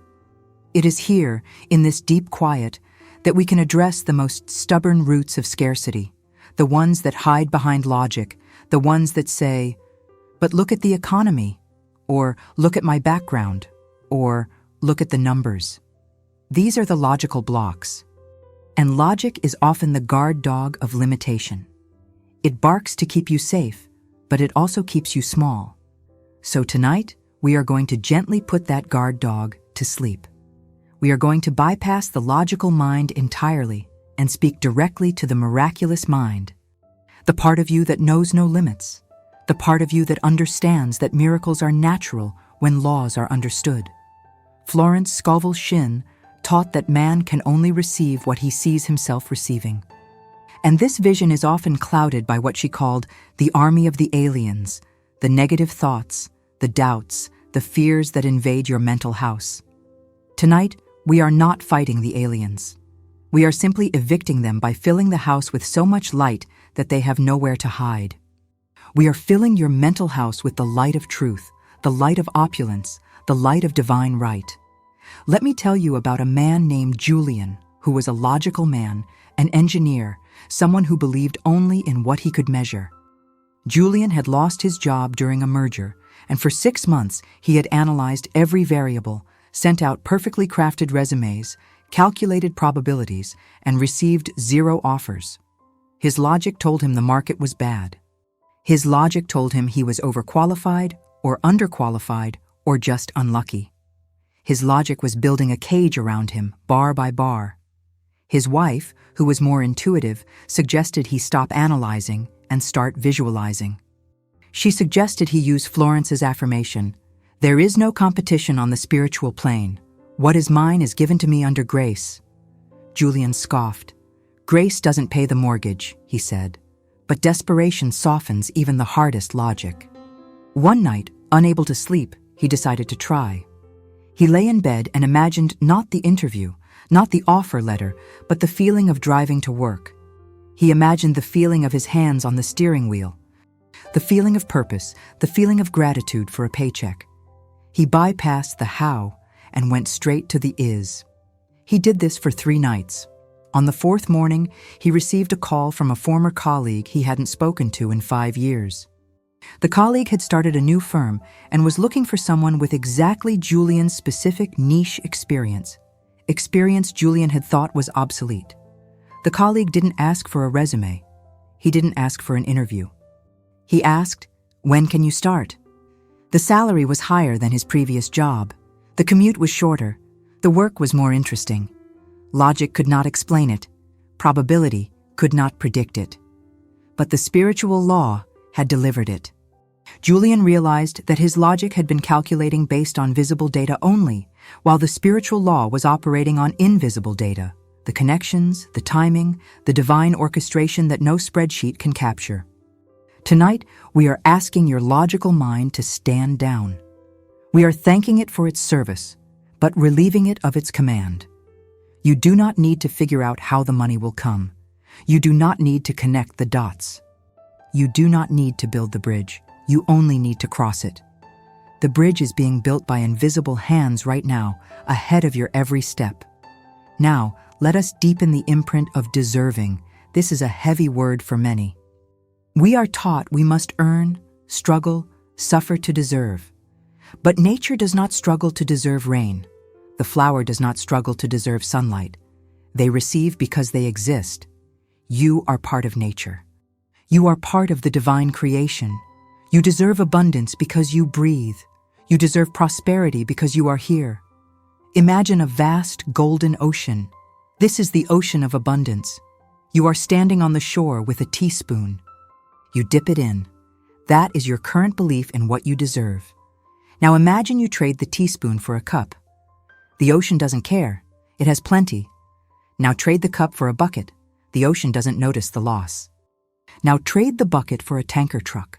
The ocean is still endless. The limitation is never in the ocean. The limitation is only in the container you bring. Tonight, we are expanding your container. We are throwing away the teaspoon. We are throwing away the cup. We are standing before the infinite ocean with open arms, saying, "I am ready to receive more. I am big enough to hold more. I am worthy of more." And as you expand your container, you might feel a little stretch, a little discomfort. That is good. That is the growing pain of a new consciousness. Breathe into it. Let your chest expand. Let your imagination stretch. What would it feel like to have 10 times your current income? Do not think of the taxes or the management or the fear. Just think of the freedom. Think of the good you could do. Think of the peace. Feel that reality. It is not a fantasy. It is a frequency. And by feeling it, you are tuning yourself to it. Let me share the story of Clara, who was afraid of wealth. She grew up hearing that money changes people, that rich people are unhappy. So every time she got close to success, she sabotaged it. She would get sick or pick a fight with a boss or lose an important file. Her container was small because her fear was big. She came to understand that she wasn't afraid of money. She was afraid of losing herself. Florence's teaching for Clara was simple. God cannot give you a burden. True prosperity comes with peace, not pain. Clara began to affirm, "I am safe with wealth. My wealth is a shield, not a sword. My wealth is a blessing, not a burden." She repeated this until her nervous system believed it. She slowly expanded her container. First, she allowed herself to save a small emergency fund without spending it. Then, she allowed herself to buy a nice coat without guilt. Then, she allowed herself to accept a promotion. Step by step, she proved to her subconscious that she was safe. And today, Clara is not just wealthy. She is generous. She is kind. She is happy. The money didn't change her. It amplified who she already was, and who she was good. You are good. You are safe. You are ready. Now, let the rhythm of the night take over. We will use a technique called the cascade. I will speak a word, and you will let it drop into your mind like a pebble into a deep well, creating ripples that touch every part of your life. Ease. Let it ripple.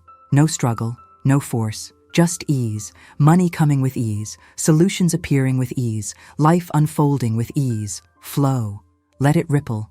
No blockages, no dams, just movement. Money moving in. Money moving out. Always circulating, always fresh. Plenty. Let it ripple. More than enough. Surplus. Overflow. The pantry full. The bank account full. The heart full. Trust. Let it ripple. The antidote to fear. Resting in the knowing. The bills are paid in the mind of God, so they are paid in the world of man. Trust. Now. Let it ripple. Not tomorrow. Not next year. Now. The shift is now. The healing is now. The abundance is now. Feel these words settling in the bedrock of your mind. They are building a new foundation, a foundation that cannot be shaken by headlines or temporary setbacks. You are building on the rock of truth. And as you sleep, know that there is a law of accumulation working for you. Every positive thought you have ever thought, every prayer you have ever prayed, every act of kindness you have ever done, it is all gathered up. Nothing is lost. It is accumulating interest in the spiritual bank. And tonight, or tomorrow, or very soon, that account is going to pay out. You are due for a dividend. You are due for a harvest. You are not starting from zero. You are starting from a lifetime of good that is ready to return to you multiplied. Accept it. Claim it. It is yours. Sleep now in the rich, velvety darkness of pure potential. The unformed is waiting for your command. And your command is prosperity. Your command is joy. Your command is freedom. And so it is. Fade into gentle silence or binaural beats.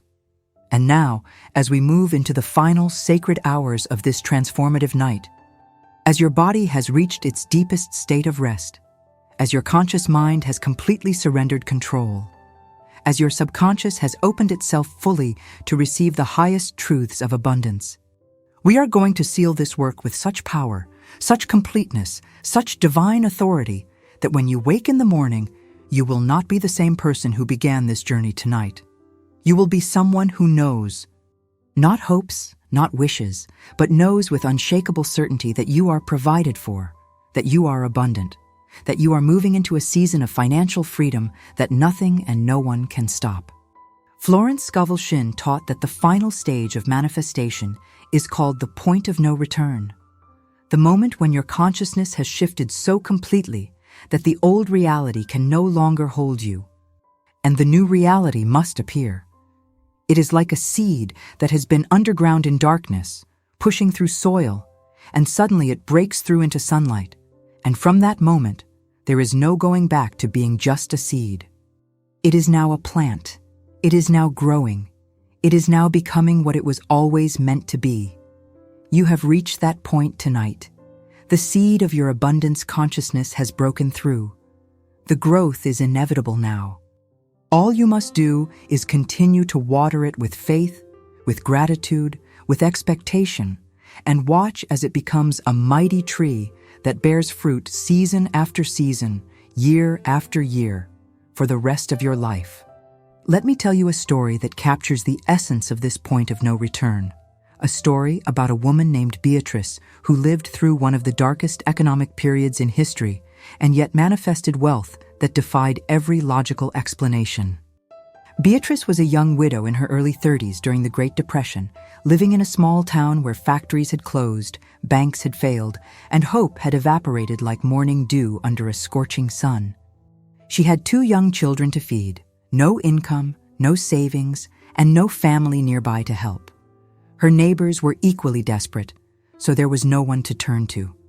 She was standing at the edge of complete destitution, one step away from losing her rented room and becoming homeless with her babies. One cold November evening, Beatrice sat by the window watching snowflakes fall, and she felt something inside her break. Not in despair, but in surrender. She realized she had been carrying the weight of survival on her own shoulders as if she were responsible for creating money out of thin air through sheer willpower. She was exhausted. She was done fighting. And in that moment of complete surrender, she whispered a prayer that was barely more than a breath. She said, "God, I cannot do this anymore. I give up trying to figure it out. I hand it all to you. I trust that you see us. I trust that you love us. I trust that you will provide. I do not know how, but I know you will." And then she let go. She actually felt the burden lift off her shoulders as if invisible hands had taken it from her. That night, Beatrice slept more deeply than she had slept in months, not because her circumstances had changed, but because her consciousness had changed. She was no longer fighting. She was trusting. She was no longer gripping. She was receiving. The next morning, there was a knock at her door. It was the landlord, a stern man who had been pressuring her for overdue rent. She opened the door expecting eviction, but instead he said something that shocked her. He said, "Mrs. Beatrice, I had a dream last night, and in the dream I was told that if I helped you, I would be blessed. I do not usually believe in such things, but the dream was so vivid I cannot ignore it. I am canceling your back rent, and you can stay here rent-free for the next 3 months. Use that time to get on your feet." Beatrice could barely speak. She thanked him with tears streaming down her face. But the miracles did not stop there. 2 days later, a woman from the church visited and said that she had been praying about who to help, and Beatrice's name kept coming to her mind. The woman owned a small bakery and needed someone to help with baking early in the mornings. She offered Beatrice the job, and though the pay was modest, it was enough to buy food and basic necessities. Beatrice accepted gratefully. Within a week of her surrender, she had housing secured and income flowing. But the transformation went even deeper. As Beatrice worked at the bakery, customers began to notice her warmth, her kindness, her genuine smile even in hard times. One of those customers was a businessman who owned a hotel in the next town. He was so impressed by Beatrice's character that he offered her a position managing the hotel's kitchen, a position that paid 3 times what she was earning at the bakery. She accepted, and within 6 months, she had saved enough money to move into a small house with a garden. Within 2 years, she had opened her own small restaurant, using recipes passed down from her grandmother. The restaurant became beloved in the community, and Beatrice became not just financially stable, but prosperous. When people asked her how she survived the depression when so many others did not, she would always say the same thing. She would say, "I did not survive it. I surrendered to it. And in the surrender, I found grace. I stopped trying to control the outcome and started trusting the process." And that shift, that one moment of letting go, opened every door that had been closed. Florence would have called that moment the point of no return, the instant when Beatrice's consciousness shifted from fear to faith, from struggle to surrender, from human effort to divine flow. And once that shift happened, the universe had no choice but to respond with abundance, because that is the law. You are at that point tonight. You may not feel it dramatically, you may not see fireworks, but the shift has happened. The seed has broken through. The point of no return has been reached. And from this moment forward, your financial reality will begin to change. Not because you are forcing it, but because your consciousness is now aligned with abundance, and abundance must manifest where consciousness has prepared the way. Now, let me share with you one of Florence's deepest teachings, one that she reserved for her most advanced students, because it requires a level of spiritual maturity to understand and apply. She called it the law of the vacuum. She taught that nature abhors a vacuum. And when you create empty space in your life, whether physical, mental, or spiritual, the universe rushes to fill it. But most people never create the vacuum because they are too busy holding on to what they have. Even if what they have is not serving them. They hold on to clutter, to toxic relationships, to dead-end jobs, to limiting beliefs, to old grudges, to junk they do not need, and as long as they hold on, there is no space for the new to enter. Florence would say, if you want new clothes, clean out your closet. If you want new furniture, get rid of the old broken pieces. If you want new income, release the resentment toward the old job. If you want new love, forgive the old relationship. If you want new abundance, let go of the old scarcity thinking. Create the vacuum and watch how quickly the universe fills it. This is not just philosophy. This is practical magic. Let me tell you about a man named Henry who applied the law of the vacuum in the most literal way and experienced results that seemed miraculous. Henry was a construction worker who had been stuck at the same income level for 15 years. He worked hard, he was skilled, but he never seemed to get ahead. He lived in a small apartment that was so full of stuff, old tools, broken furniture, boxes of things he never used, that he could barely move. His closet was packed with clothes he had not worn in years. His garage was a mountain of junk, and his mind was equally cluttered with worries, resentments, regrets, and fears. One day, Henry attended a workshop on prosperity, and the teacher said something that hit him like a lightning bolt. The teacher said, "Your outer world is a mirror of your inner world. If your home is cluttered, your finances are cluttered. If your space is blocked, your flow is blocked. Clear the clutter, and you clear the path for abundance."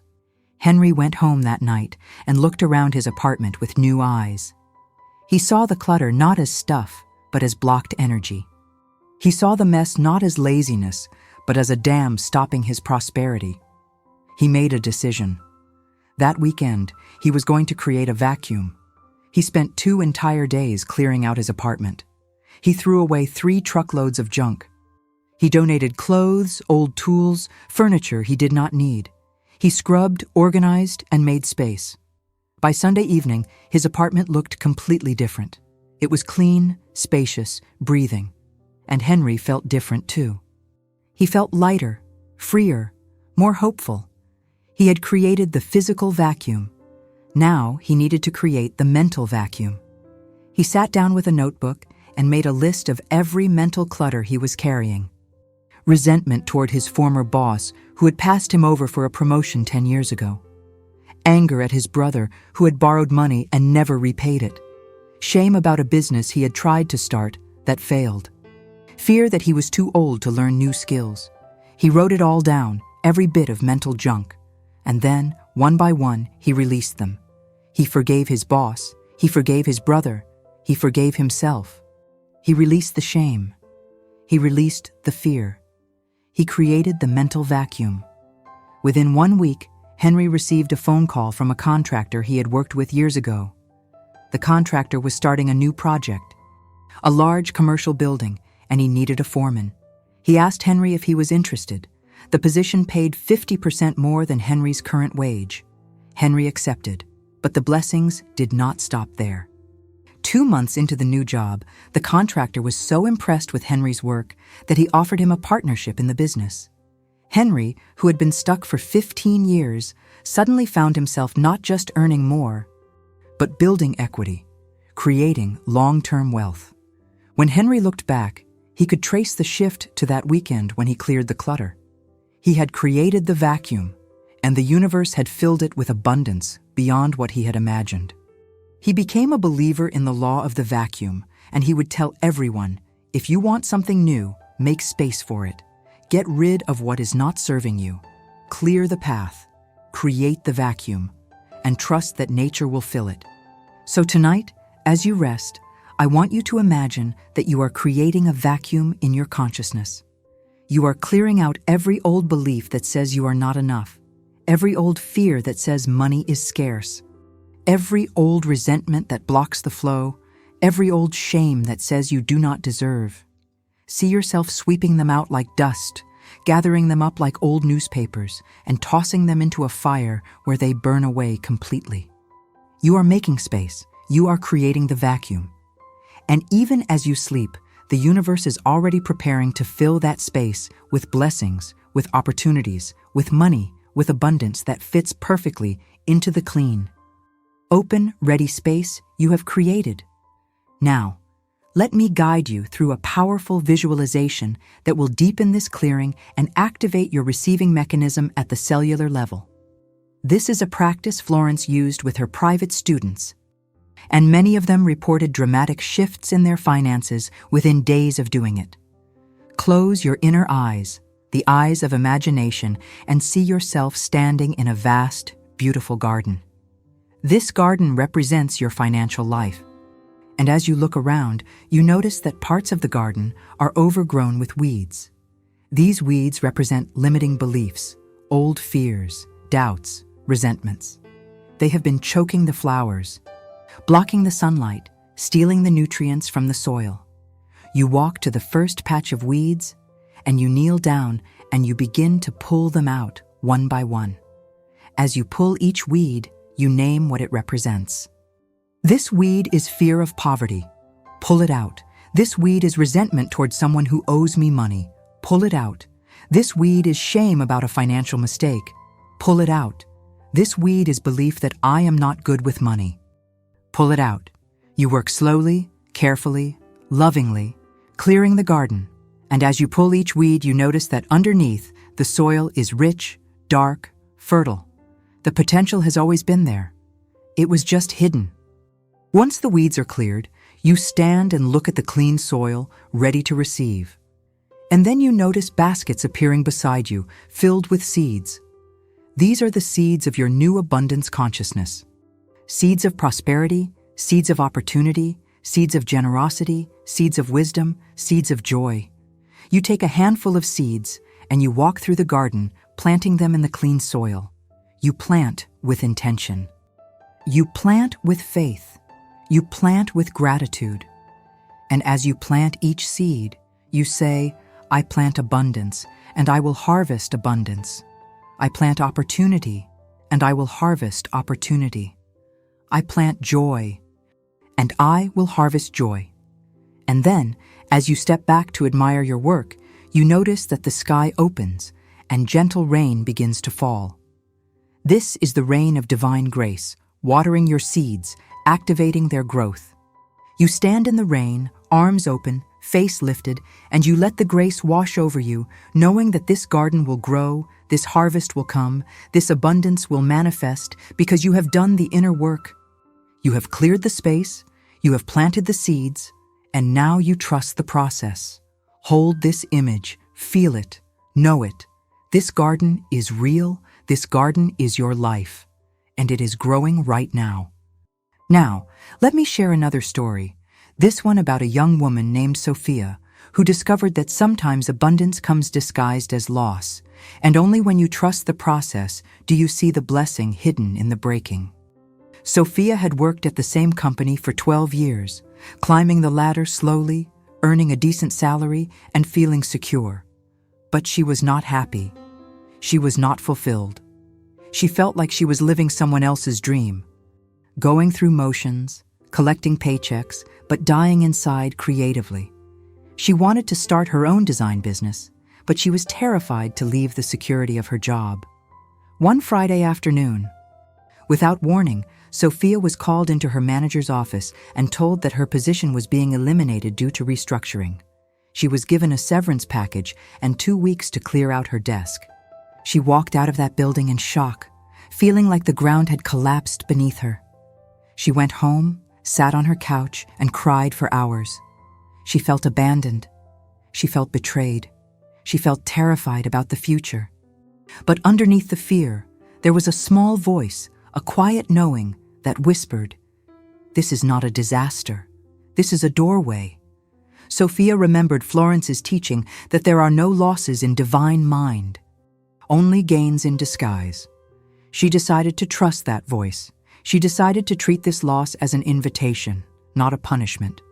She took the first week to grieve, to feel her feelings, to let the shock move through her.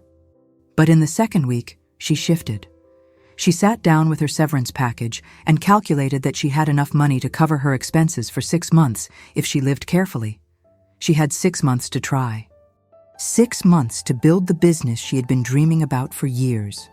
She used her final paycheck to register her business, create a simple website, and buy basic supplies. She reached out to her network, telling everyone she was now available for freelance design work. The first month, nothing happened. No clients, no income. Her fear rose up like a tidal wave. But she kept going. She kept showing up. She kept trusting. In the second month, she got her first client, a small project that paid $500. It was not much, but it was a start. She completed the work with excellence, and the client was so happy that she referred Sophia to 3 other people. By the end of the 3rd month, Sophia had more work than she could handle. By the end of the 6th month, she was earning more than she had earned at her corporate job, and she was working from home, setting her own hours, doing work she loved. By the end of the 1st year, she had hired 2 assistants and was running a thriving business that brought her not just income, but joy, creativity, and freedom. She looked back at that Friday afternoon when she was fired, and she saw it differently now. She saw it not as loss, but as liberation. She saw it not as punishment, but as grace. She saw it not as the end, but as the beginning. Sophia wrote in her journal, "I thought losing my job was the worst thing that could happen to me. But it was the best thing. It forced me to trust. It forced me to leap. It forced me to discover that I was capable of more than I ever believed. I am grateful for the loss, because the loss made space for the gain. That is the wisdom of trust. That is the power of seeing with spiritual eyes instead of physical eyes. And tonight, if you are facing any loss, any ending, any disappointment, I want you to hear this truth. The universe is not punishing you. The universe is preparing you. Something better is coming. Something more aligned is on its way. Trust the process. Trust the timing. Trust the divine plan. And now, let us activate the final layer of your abundance programming. The layer that operates at the quantum level. The level where thoughts become things. Where energy becomes matter, where consciousness becomes circumstance. Modern quantum physics has discovered what mystics have known for millennia. The observer affects the observed. Your consciousness is not passive. Your consciousness is creative. The very act of observing a possibility collapses the wave function and brings that possibility into form. In simpler terms, what you focus on, you create. What you expect, you attract. What you believe, you experience. So tonight, we are going to use your focused consciousness to collapse the wave function of abundance. We are going to observe, with absolute certainty, the reality of your wealth. We are going to look into the quantum field of infinite possibility and select the timeline where you are prosperous, where you are free, where you are overflowing with blessings. And by observing it, by claiming it, by expecting it, we are bringing it from potential into manifestation. Here is how we do it. In your mind's eye, see 2 paths stretching out before you. One path is the old timeline, the path of struggle, of lack, of fear, of limitation. You can see it clearly because you have walked it before. It is familiar. It is comfortable in its discomfort. But it leads nowhere new. The second path is the new timeline, the path of abundance, of flow, of trust, of expansion. This path glows with golden light. This path feels exciting. This path leads to the life you have been dreaming of. And now, with full authority, with total conviction, you step off the old path and onto the new path. You feel the shift beneath your feet. You feel the energy change. You are no longer on the timeline of lack. You are now on the timeline of abundance. And once you make this shift in consciousness, the quantum field responds. Doors that were closed on the old timeline open on the new timeline. People who were unavailable on the old timeline appear on the new timeline. Money that was blocked on the old timeline flows on the new timeline. You have shifted. And the shift is permanent. Hold this knowing. Feel this truth. You are on the new timeline now. There is no going back. The old reality has no claim on you anymore. You are free. You are abundant. You are walking in the light. Now, as we move into the final affirmations of this sacred night, I want to offer them to you like gentle gifts, like whispered promises, like divine downloads straight from the heart of the universe into the heart of your being. Let them settle in. Let them become you. I am standing in the river of abundance, and the water is rising. I am standing in the light of prosperity, and the warmth is increasing. I am standing in the grace of provision, and the blessings are multiplying. Every cell of my body is vibrating at the frequency of wealth. Every thought in my mind is aligned with the consciousness of abundance. Every breath I take is filled with the energy of prosperity. I am a living, breathing, walking manifestation of divine supply. Money is not something I chase. Money is something I magnetize. Opportunities are not something I search for. Opportunities are something I attract. Blessings are not something I beg for.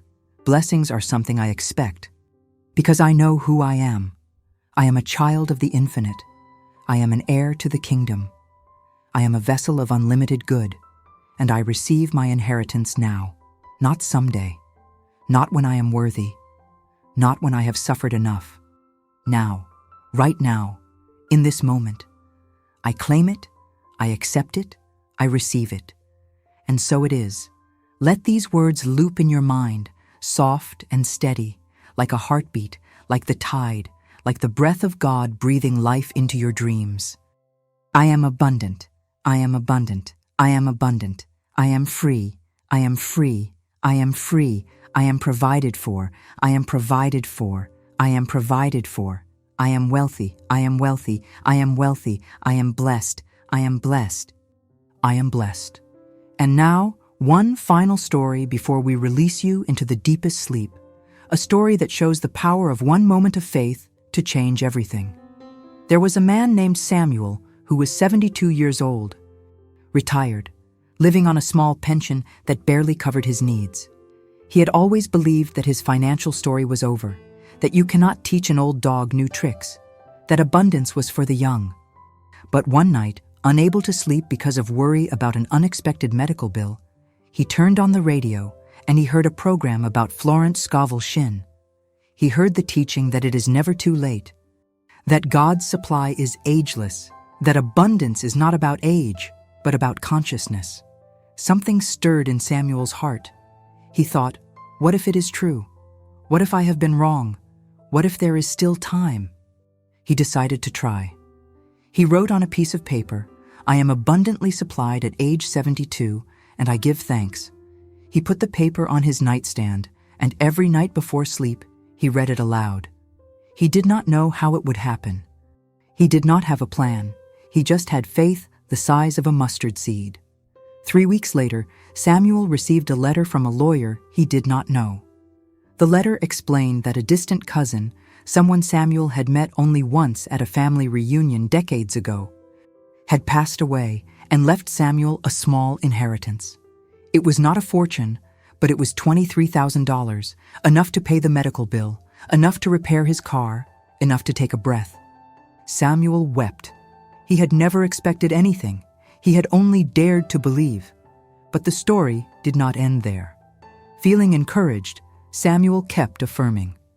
6 months later, a developer approached Samuel about a small piece of land he owned in a rural area. Land he had forgotten he even had, inherited from his parents years ago. The developer wanted to build a community garden and offered Samuel $30,000 for the land.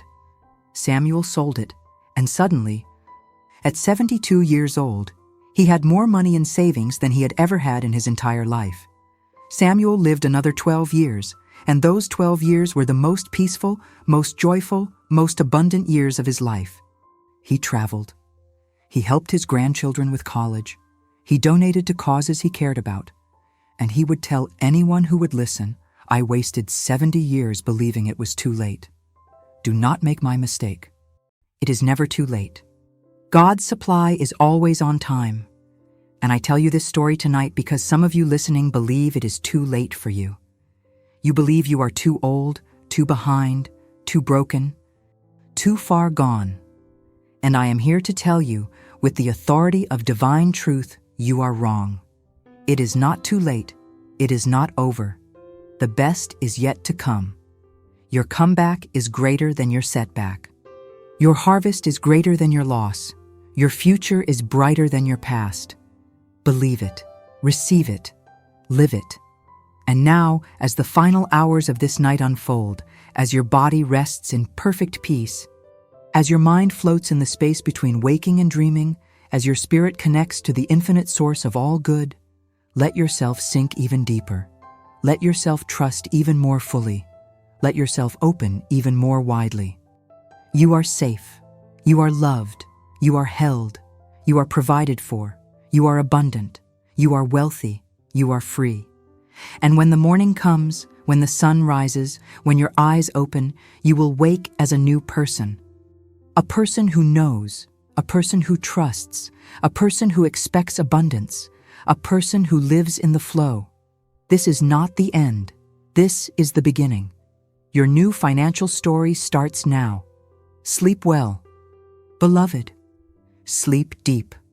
Sleep rich, for you are a child of the King, and the kingdom is yours. And so it is. And so it is. And so it is. Amen.